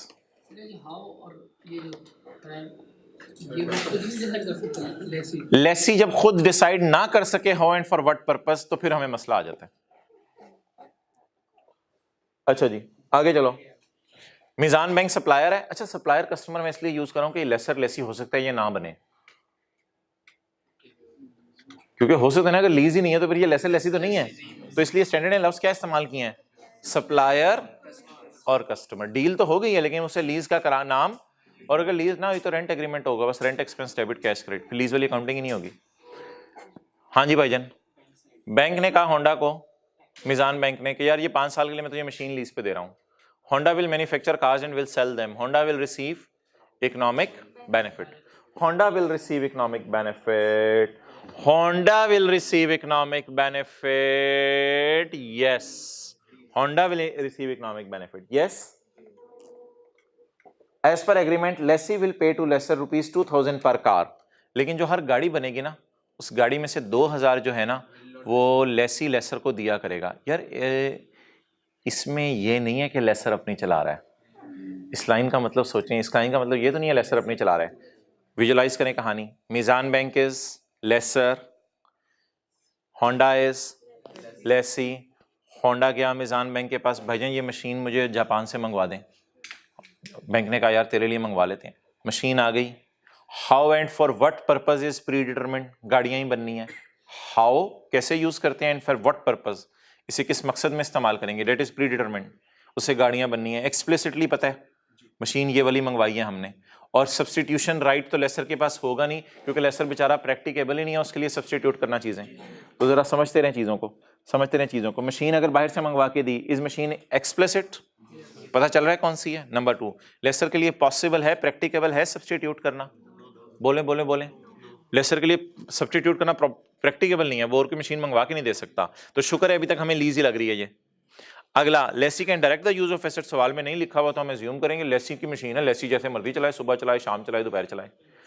सवाल यहां क्या है, सवाल यहां कुछ हो रहा है कि लेसी बेनिफिट ले सकता है या नहीं। उसमें इसने एक ये चीज बता दी है कि लेसी सारे बेनिफिट लेगा, लेकिन गाड़ी बेच के जब पैसे आएंगे ना उन पैसों में से फी गाड़ी 2,000 रुपया दे दिया करेगा मिजान बैंक को। स्टैंडर्ड कहता है इसका मतलब ये नहीं है कि ये लीज नहीं रही, ये तो शायद रेंट उसने कम कर दिया हो एसेट का, कि यार तू मशीन का किराया कम दे दी, मेरी ख्वाहिश है कि मशीन का किराया कम दे दे तो कोई मसला नहीं मुझे, लेकिन ऐसा कर कि मुझे ना कुछ पेमेंट इन काइंड टाइप भी कर दिया कर, यानी जब गाड़ी बने तो जितनी गाड़ियां बिके उसमें मेरा भी हिस्सा डाल दे। तो अगर बैंक ऐसा कह दे तो इसका मतलब ये नहीं कि एसेट पे बैंक की चल रही है, इसका मतलब है वो जो लेसी ने कंसिडरेशन पे करनी है ना उसकी निगोशिएशन हो रही है। तो ये लीज को लीज होने से रोकेगा नहीं point, it will still be called as. तो इस पॉइंट से आपने परेशान नहीं होना। या लेसी उसको कह दे यार हर 100 गाड़ियों में से एक गाड़ी तेरी होगी, तो इसका मतलब ये तो नहीं कि लेसर की मशीन पे चलने लग गई है, ये तो वो जो हमने रेंटल पे करने होते हैं ना उनके बदले में शायद हम ये पैसे दे रहे हो। एंड इन द एंड एक कॉन्सेप्ट छोटा सा हो रहा है, वो मैं आपको एंड पे पढ़ाऊंगा। पीटीसीएल सप्लायर है और रॉयल फैन कस्टमर है। रॉयल फैन ने किसी रिमोट इलाके में जाके अपनी फैक्ट्री बनाई, तो रॉयल फैन ने पीटीसीएल से रिक्वेस्ट की कि मुझे फाइबर ऑप्टिक वहां तक पहुंचाओ। ये रॉयल फैन, ये क्या है, पीटीसीएल ने कहा भाईजान जिस इलाके में आप बैठे हैं वहां फाइबर ऑप्टिक नहीं पहुंचती, वहां पे तारे नहीं आ सकती। रॉयल फैन ने कहा डाल तारे देखी जाएगी, ये जो तारे हैं इनका किराया मैं आपको दे दिया करूंगा, लीज पे लीज कर लो, ये किरायों का तारों का जो किराया है 20 साल का लीज एग्रीमेंट कर लो, तो 20 साल तक मैं आपको इन तारों का किराया देता रहूंगा। अब एक्सेप्टेबल है, पीटीसीएल ने कहा एक्सेप्टेबल है, लेकिन हकीकत यह है कि उन तारों को 90% royal fan 92% royal fan use करे, बाकी 7-8% उस गांव वाले हैं उन्होंने भी इंटरनेट देख के लगवा लिया, रॉयल फैन ने भी मना नहीं किया, पीटीसीएल ने भी उनको लगा के दे दिया। तो बताएं यार रॉयल फैन इसको लीज कह दें या ना कह दें, सोचे सोचे जरा। ऐसी 7-8% गाँव वालों ने कहा यार आके यार रॉयल फैन वाले यार अल्लाह आपका भला करे, कितने नेक लोग हो, आपने फाइबर ऑप्टिक लगवा दी, तो थोड़े से जरा हमें भी इजाजत दे दें फाइबर ऑप्टिक इस्तेमाल करने की। तो इसका क्या मतलब है कि इसको लीज कह दें, इससे क्या फर्क पड़ता है यार, तो थोड़ा बहुत पोर्शन अगर एसेट का कोई और यूज कर ले तो कोई हरज, थोड़ा बहुत पोर्शन है ना, 92% तो कौन यूज करे। तो अगर मैं लेसी लीज एसेट को अच्छा खासा यूज कर रहा है तो क्या फर्क पड़ता है यार, 7-8% कोई और यूज कर ले, it will still be called as lease, it is a lease.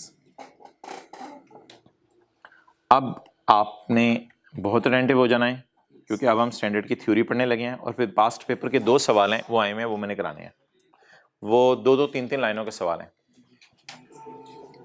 Identifying whether entity has a lease, और क्या लीज चढ़ी हुई है इनको या नहीं चढ़ी हुई, आइडेंटिफाई करना है, पेज 59।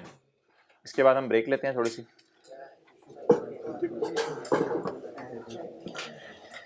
जब कॉन्ट्रैक्ट लीज का शुरू होगा, एन एंटिटी, एंटिटी कौन होगा, वैसे लेसर लिखना है तो लिख लें, लेकिन मेरे ख्याल से लेसर लिखना अच्छा नहीं है, बाद में जाके पता चले लेसर हो ही ना वो, supplier. A supplier shall assess whether the contract is or contains a lease. A contract is or it contains a lease. कई दफा पूरा कॉन्ट्रैक्ट लीज होता है, कई दफा उसका थोड़ा सा हिस्सा भी लीज होता है. Is or contains a lease if the contract convey the right to control the use of an right to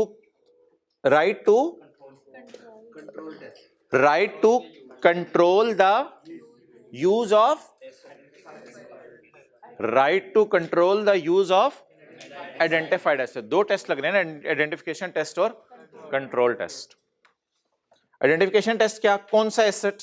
control test क्या, चलनी भी है या नहीं लेसी की इसके ऊपर. For a period of a time in exchange for. इसके पैरा स्टैंडर्ड के ना देखिएगा, स्टैंडर्ड में ये बातें जो है ना तकरीबन 15, 16, 20 सफ़ों पे दी हुई हैं. उसमें से समरी करके आई के ने सिर्फ एक सफ़ा हमारे सिलेबस में डाला है, तो इसके पैरास में आपको कुछ खास मिलेगा नहीं. तो ये फिर ये भी एक सफ़ा है, उसको जहन में ही रखना पड़ेगा. आपको रटा तो नहीं माना जा रही बात है, इस सफ़े को जहन में रखना पड़ेगा. आइडेंटिफिकेशन कैन बी एक्सप्लिसिट और वो जो पहला वाला डब्बा था हमारा, the contract might name a specific asset. ये वाला जहाज तेरा है, फला नंबर वाला जहाज तेरा है. एक्सप्लिसिट और जहाज खड़े में है 7-8, उनमें से 7 जा चुके हैं, जहाज खड़ा ही एक है, तो भाई यही वाला फिर तेरा है. तो और स्पेसिफिक एसेट को सिंपली भी implied through it being made available to lessee. Lessee को मेड अवेलेबल कर दिया, बैठ यार ये जहाज लेके चला जाओ, तो वही उसका है. तो बता दें आइडेंटिफिकेशन शनाख्त मार्कर की एक्सप्लिसिट भी हो सकती है उंगली रख के, और इम्प्लिसिट भी हो सकती है. डन हो गया. Next, is the asset identified में, ये बात छोड़ें, ये मैं बाद में कर दूंगा. 2 सवाल हमने पढ़े थे, इम्प्लिसिट एक्सप्लिसिट, और दूसरा सवाल क्या पढ़ा था, एक्सप्लिसिट इम्प्लिसिट के बाद लेसर हैज अच्छा खासा राइट ऑफ तबादला. वैसे सोचें अगर लेसर के पास तबादले का हक नहीं है तो फिर हम लीज की तरफ ही जा रहे हैं ना. Lessor has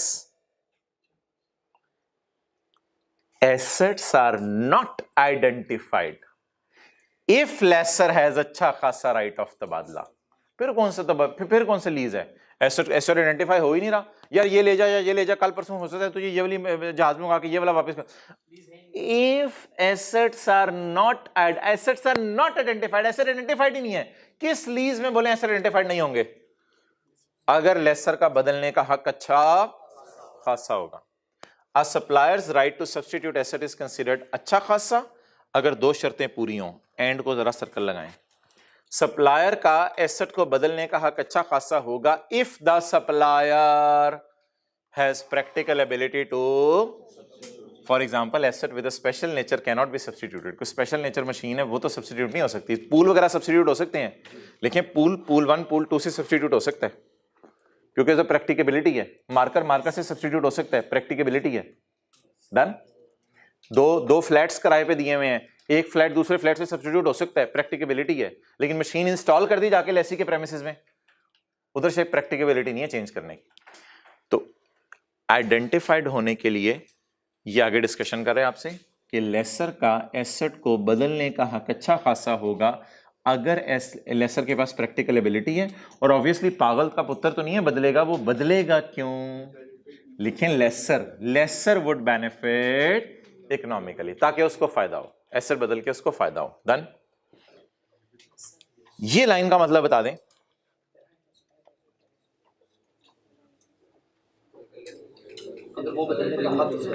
If the right of supplier is considered to be substantive, अगर अच्छा खासा उसका बदलने का हक है, the asset is not identified, तो फिर एसेट हमारा पता नहीं कौन सा वाला है, कभी भी कोई ले लेता है. And thus there is no lease.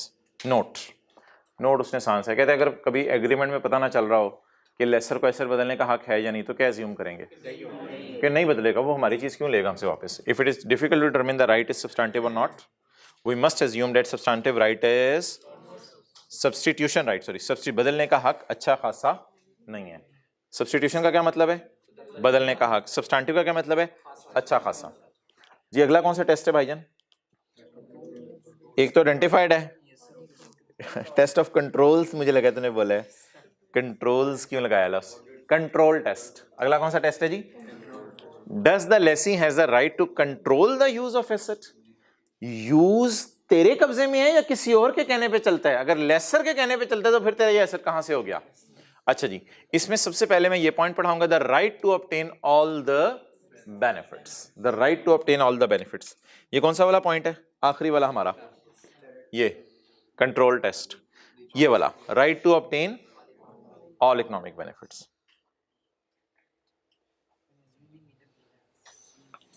सारी कहानी आसान सी है, 1 मिनट में पढ़ लो। When assessing whether the lessee has the right to obtain all the benefits, machine जहन में लाएं, उसकी सारी गाड़ियां इंशाल्लाह हम ही बना के बेचेंगे। It does not matter whether it can obtain this benefit directly or indirectly। अच्छा बताएं, होंडा खुद भी मशीन से गाड़ियां बना सकता है और किसी और को भी कह के मशीन से गाड़ियां बना सकता है, डायरेक्टली भी बना सकता है। और this means that होंडा लिखें, Honda, this means that Honda could obtain the benefit from machine, could obtain the benefit from machine, for example by subleasing the machine। Indirectly use कर ले, सब लीज कर दे, कोई मसला नहीं, फिर भी ये हमारा ही अल्लाह का शुक्र है लीज है ये। The phrase all economic benefits, इधर देखें, the phrase all economic benefits refer to the benefit from both primary output and secondary output. आपको पता है जब मशीनें चलती हैं तो कुछ चीजें मेन होती हैं प्राइमरी आउटपुट और कुछ लोहा कट के रह जाता है, टायर कट के रह जाता है, वो सेकेंडरी भी लेसर का ही होता है, लेसी का ही होता है। उस पर भी किसी को स्क्रैप वाला भी कॉस्ट अकाउंटिंग में आप अक्सर शायद पढ़ते हो, तो कोई स्क्रैप में चीज है वो भी किसकी होगी, लेसी की होगी। द वर्ड ऑल बेनिफिट, कहते हैं ऑल बेनिफिट से मैं क्या मुराद ले रहा हूं, कहते हैं ऑल बेनिफिट से लोग परेशान हो रहे थे, ऑल बेनिफिट से क्या मुराद है, कहते हैं मेरी ऑल बेनिफिट से मुराद है कि गाड़ियां जो बननी है वो भी होंडा की हैं और जो गाड़ियों का स्क्रैप बाद में बचने मशीन से कट के वो भी होंडा का है। कहते हैं मेरी नजर में ये हैं all benefits. All benefits both from primary output and also secondary, it includes the inflows expected from, for example, sale of byproducts, scrap समझ लें। तो ऑल बेनिफिट्स में क्या क्या आ जाएंगे, मेन प्रोडक्ट का बेनिफिट भी और स्क्रैप का बेनिफिट भी। इंपॉर्टेंट नोट, इंपॉर्टेंट कोई नहीं है, सादा सी बात है ये बात, इंपॉर्टेंट नोट इन्होंने 6 लाइनों में लिखा है, हमने 1 लाइन में पढ़ लिया था। एज पर एग्रीमेंट हम उसे किराया भी दिया करेंगे और lessee will pay to lessor 2000 per car. कहते हैं अगर इस तरह का सिनेरियो बन जाए ना तो ये ना कह देना कि मैं सारे बेनिफिट ले नहीं सकता, गाड़ी 35 लाख की बेच के सारे पैसे आएंगे अल्हम्दुलिल्लाह, ऑल बेनिफिट्स मेरे पास। हाँ, अगले को मैं किराए की मद में 2000 दे दूं बाद में कि यार तू मुझे रेंट कम कर दे और ये ले ले, इसका मतलब ये नहीं कि लीज नहीं रहेगी, it will still remain as lease.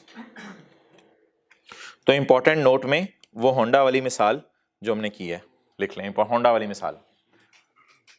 The fact that the contract may require the lessee to pay the supplier some of the benefits earned from using the asset does not mean that customer has not obtained substantially all benefits from using the asset। वो line समझ आ गई? इसका मतलब ये नहीं है कि सारे बेनिफिट ही बेचारे लेसर के हैं, वो तो 2000 रुपए में से पर गाड़ी दे रहा हूं, इससे क्या फर्क पड़ता है। Instead, when assessing whether the lessee has the right to receive substantially all the benefits, the gross benefit received by lessee, 35 lakh की गाड़ी बिकेगी, पूरा ग्रॉस अल्हम्दुलिल्लाह लेसर के पास नहीं जाएगा, लेसी के पास ही आएगा। Instead, when assessing whether the lessee has the right to receive substantially all the benefits, the gross benefits received by the lessee are considered। gross तो हमारे पास ही आएंगे, उनमें से हम आगे किसी को देंगे। If any portion of the benefit are to be paid to supplier, if any portion of the benefit is paid to supplier, अगर कोई portion आप supplier को पे कर दे और some other third party, किसी थर्ड पार्टी को पे कर दें, this portion is simply accounted for as a part of the consideration paid for। ये आप लीज का किराया असल में पे कर रहे हैं, आप उसे कोई एक्स्ट्रा पैसे नहीं दे रहे। डन हो गया? तो इसका क्या मतलब होगा, अगर हल्का फुल्का जो चीज बन रही है उसमें से भी उसे थोड़ा बहुत देते रहें तो क्या मतलब लीज नहीं रहेगी, या lease will still remain as lease will still remain as. ये काट दें, इसकी जरूरत नहीं है ब्रैकेट वाली बात। अच्छा,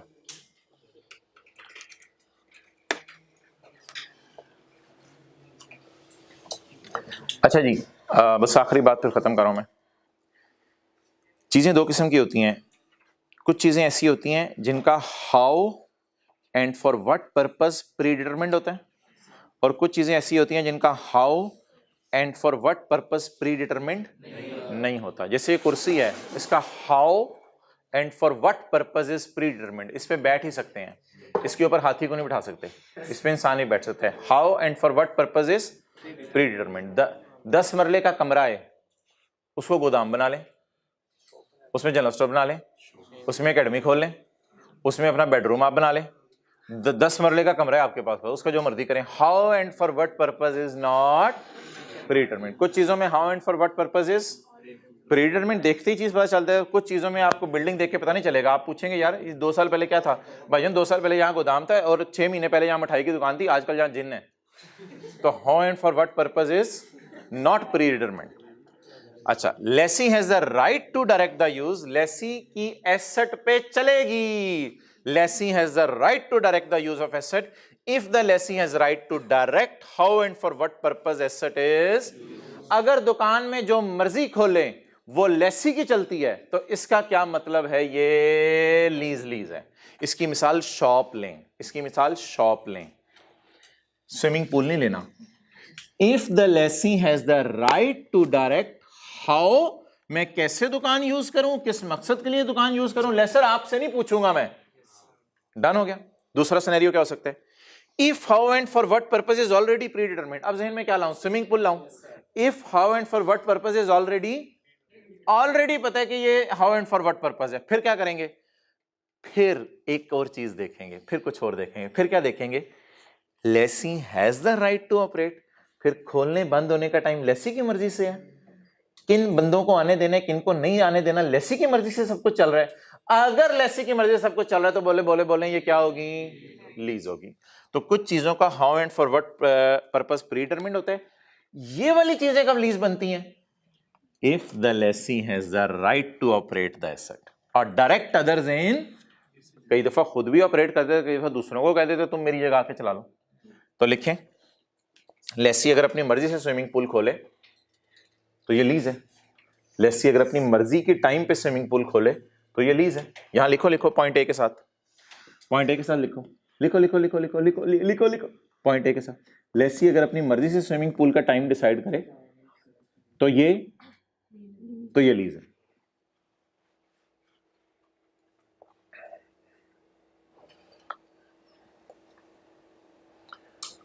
अच्छा, अब मैं इधर उंगली रख रहा हूं, लेसर ने लेसी को दुकान दी और लेसर ने लेसी को दुकान देके कहा भाईजान आप यहां पे मेरी मर्जी का काम शुरू करेंगे, बता दें ये लीज है या लीज नहीं है, लीज नहीं है, क्योंकि लेसी के पास राइट नहीं है डायरेक्ट करने का। लेसर ने लेसी को दुकान दी और दुकान देके कहा यार जो मर्जी खोलिए, कमरा है जो मर्जी कर, आगे तेरी मर्जी है। तो ये लीज। अगला सवाल, लेसर ने लेसी को स्विमिंग पूल दिया और कहा मेरी मर्जी चलेगी स्विमिंग पूल पे, और लेसर ने लेसी को स्विमिंग पूल दिया और स्विमिंग पूल के कहा जो मर्जी कर, जब मर्जी खोल, जब मर्जी बंद कर। अच्छा यार, कुछ चीजें ऐसी होती हैं जिनमें how and for what purpose की जरूरत ही नहीं होती, क्योंकि वो लेसी की रिक्वेस्ट पे डिजाइन हुई होती हैं। मिसाल के तौर पे आपने जाके कहा कि यार मेरी खुदा ना खास्ता किसी बंदे ने कहा यार मैं माजूर हूं, तो मेरे लिए आप कोई ऐसी गाड़ी डिजाइन कर दो जिसपे मेरा काम चल जाए। या आपने कुछ मोटरसाइकिल ऐसे देखे होंगे जिन पे ऐसे टायर वगैरह लगे होते हैं साइड पे, बंदा माजूर होता है, बैसाखियां होती हैं, वो 4 टायर मोटरसाइकिल पे लगे होते हैं। तो लेसी के कहने पे अगर आपने ऐसा डिजाइन किया है तो उसका how and for what purpose is predetermined. उसमें तो मसला ही नहीं वो किस लिए आपने उसको बना के दिया है। तो अगर कोई ऐसा एसेट है तो वो तो लीज ही होगी, क्योंकि अल्लाह का शुक्र है उसमें एसेट भी आइडेंटिफाइड है, उसमें सारे बेनिफिट्स भी लेसी ने लेने हैं, how and for what purpose भी पता है। फिर तो बाय डिफॉल्ट वो क्या होगी, ये कोई स्पेशल टाइप की चीज है जो आपकी रिक्वेस्ट पे डिजाइन हुई है, फिर तो ये लीज ही है ना, फिर और किसी ने इसको क्या करना है। और लेसर उसका तबादला भी नहीं कर सकता, लेसर को स्यापा पड़ जाएगा, पहले बड़ी मुश्किल से एसेट इसको अरेंज करके दिया, अब कहां से अरेंज करके दूं। If how and for what purpose is already, if lessee designed the asset and its designs predetermined how and for what purpose it is। तो लिख लें, वो माजूर बंदा है, उसने अपने रिक्वेस्ट पे मोटरसाइकिल बनवाई, तो अब ये क्या होगी भोजन, लीज होगी, क्योंकि अब बैंक इसको बदल तो नहीं सकेगा, बड़ा मुश्किल हो जाएगा बैंक के लिए बदलना।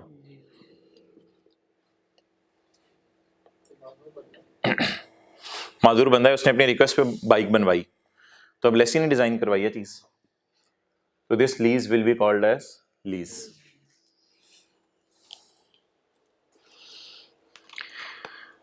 बहुत सॉरी यार, पता नहीं क्या हुआ, जहन से निकल गया, क्या हुआ, किताब में ना सवाल में डाल नहीं सका ये, हालांकि पिछली दफा किताब में डाला हुआ था ये सवाल, लेकिन किताब में डाल नहीं सका मैं। ये ना मार्च 2021 में सवाल आया था 3 नंबर का। Capri ice, a notable ice cream parlour, enters into a contract with Yardley Limited, ICAP का सवाल है, इधर ही नोट्स पे unluckily, to use a space in the shopping mall। एक शॉपिंग मॉल है, आपने देखे शॉपिंग मॉल्स के अंदर आइसक्रीम के ठेले लगे होते हैं, बाहर उनको ठेले कहते हैं, अंदर उनको पता नहीं प्रोफेशन सा नाम होता होगा कोई, स्टॉल्स। अच्छा, तो अब बहुत सा बड़ा शॉपिंग मॉल है, तो वहाँ पे एक आइसक्रीम का ठेला ही कह देते हैं हम, एक आइसक्रीम का ठेला, आइसक्रीम की रेडी लगी हुई है, आइसक्रीम की रेडी लगी हुई है, खोता रेडी, खोते को बाहर पार्किंग में पार्क करके आता है और रेडी को अंदर ले आता है आइसक्रीम की। Capri ice and notable ice cream parlour enters into a contract with Yardley to use a space in the shopping mall. तो यार्डले का शॉपिंग मॉल होगा, ओन्ड बाय यार्डले, वो यार्डले का अपना है, फॉर अ पीरियड ऑफ 5 साल तक कहते हैं आइसक्रीम का ठेला मैं इधर लगाऊंगा। The contract specifies the dimensions of space and location. Contract में लिखा हुआ है डायमेंशन कितनी होगी, यानी 4 बाय 4, 4 फुट बाय 4 फुट से बड़ा तेरा ठेला नहीं होना चाहिए, ठीक है, ये पता चले पूरे 10 कनाल की तो बिल्डिंग बना ले आइसक्रीमों की, तो 4 बाय 4 का तेरा ठेला होना चाहिए, और लोकेशन तेरी ये होगी, ये जो ग्राउंड फ्लोर के ऊपर एंट्रेंस के बाद जो चौथा ठेला होगा ना, वो चौथा वाला ठेला तेरा है, पहले पे नंबर पे नहीं आ सकता, दूसरे पे नहीं आ सकती, चौथे वाला तेरा है। Vyle has the discretion, Vyle की मर्जी है, पता नहीं मेरे तो पढ़ने को आगे दिल ही नहीं जा रहा, वायल की मर्जी है, किसकी मर्जी है, थीम क्या समझ आइए आपको, पहले पूरे से थीम बता दें क्या है। अगर लेसर की जब भी मर्जी चलनी है तो ये लीज वायल की मर्जी है, Vyle has the discretion to relocate the space to any other floor, किसी और फ्लोर पे इसको भेज दे, वायल की मर्जी है। टू अकोमोडेट अदर कस्टमर्स, जिसमें वो अकोमोडेट करेगा अदर कस्टमर्स को, who would be conducting promotional events and activities in the mall, जो भी आए प्रमोशन अपनी करना चाहे तो वायल जो है वो उसको भेज देगा, भाईजान तुसी ठेला चुको तो दूसरे फ्लोर पे जाएं, भाईजान इधर अब हमने कोई और काम भी करना है, वो कहेगा भाईजान मेरी जगह है यार, तो लोग आ जा रहे हैं, चाल चाल उठ, तो एग्रीमेंट में ये भी लिखा हुआ है। जी भाईजान, एग्जैक्ट उंगली का इशारा करें, आज आपकी उंगली से अल्लाह करे लेजर लाइट निकले और आके यहां पड़े, कौन से पॉइंट पे पड़ी है?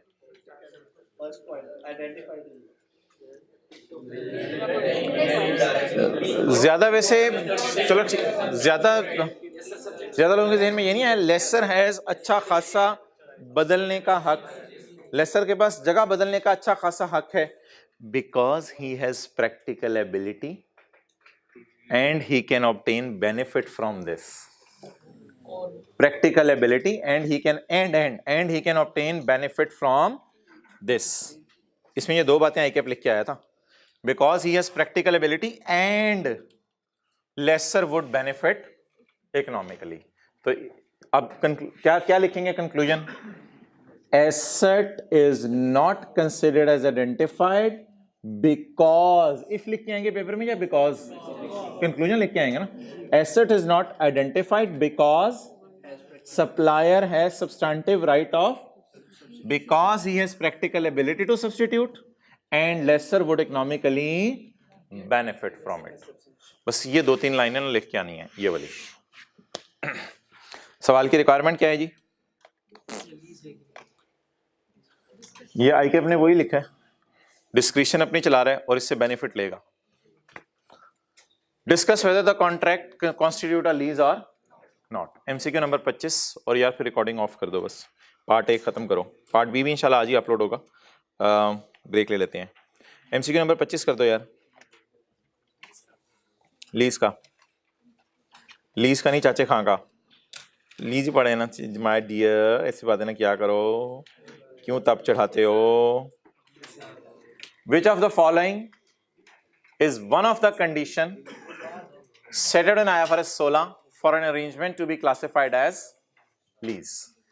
किस अरेंजमेंट में आपको लीज लग रही है?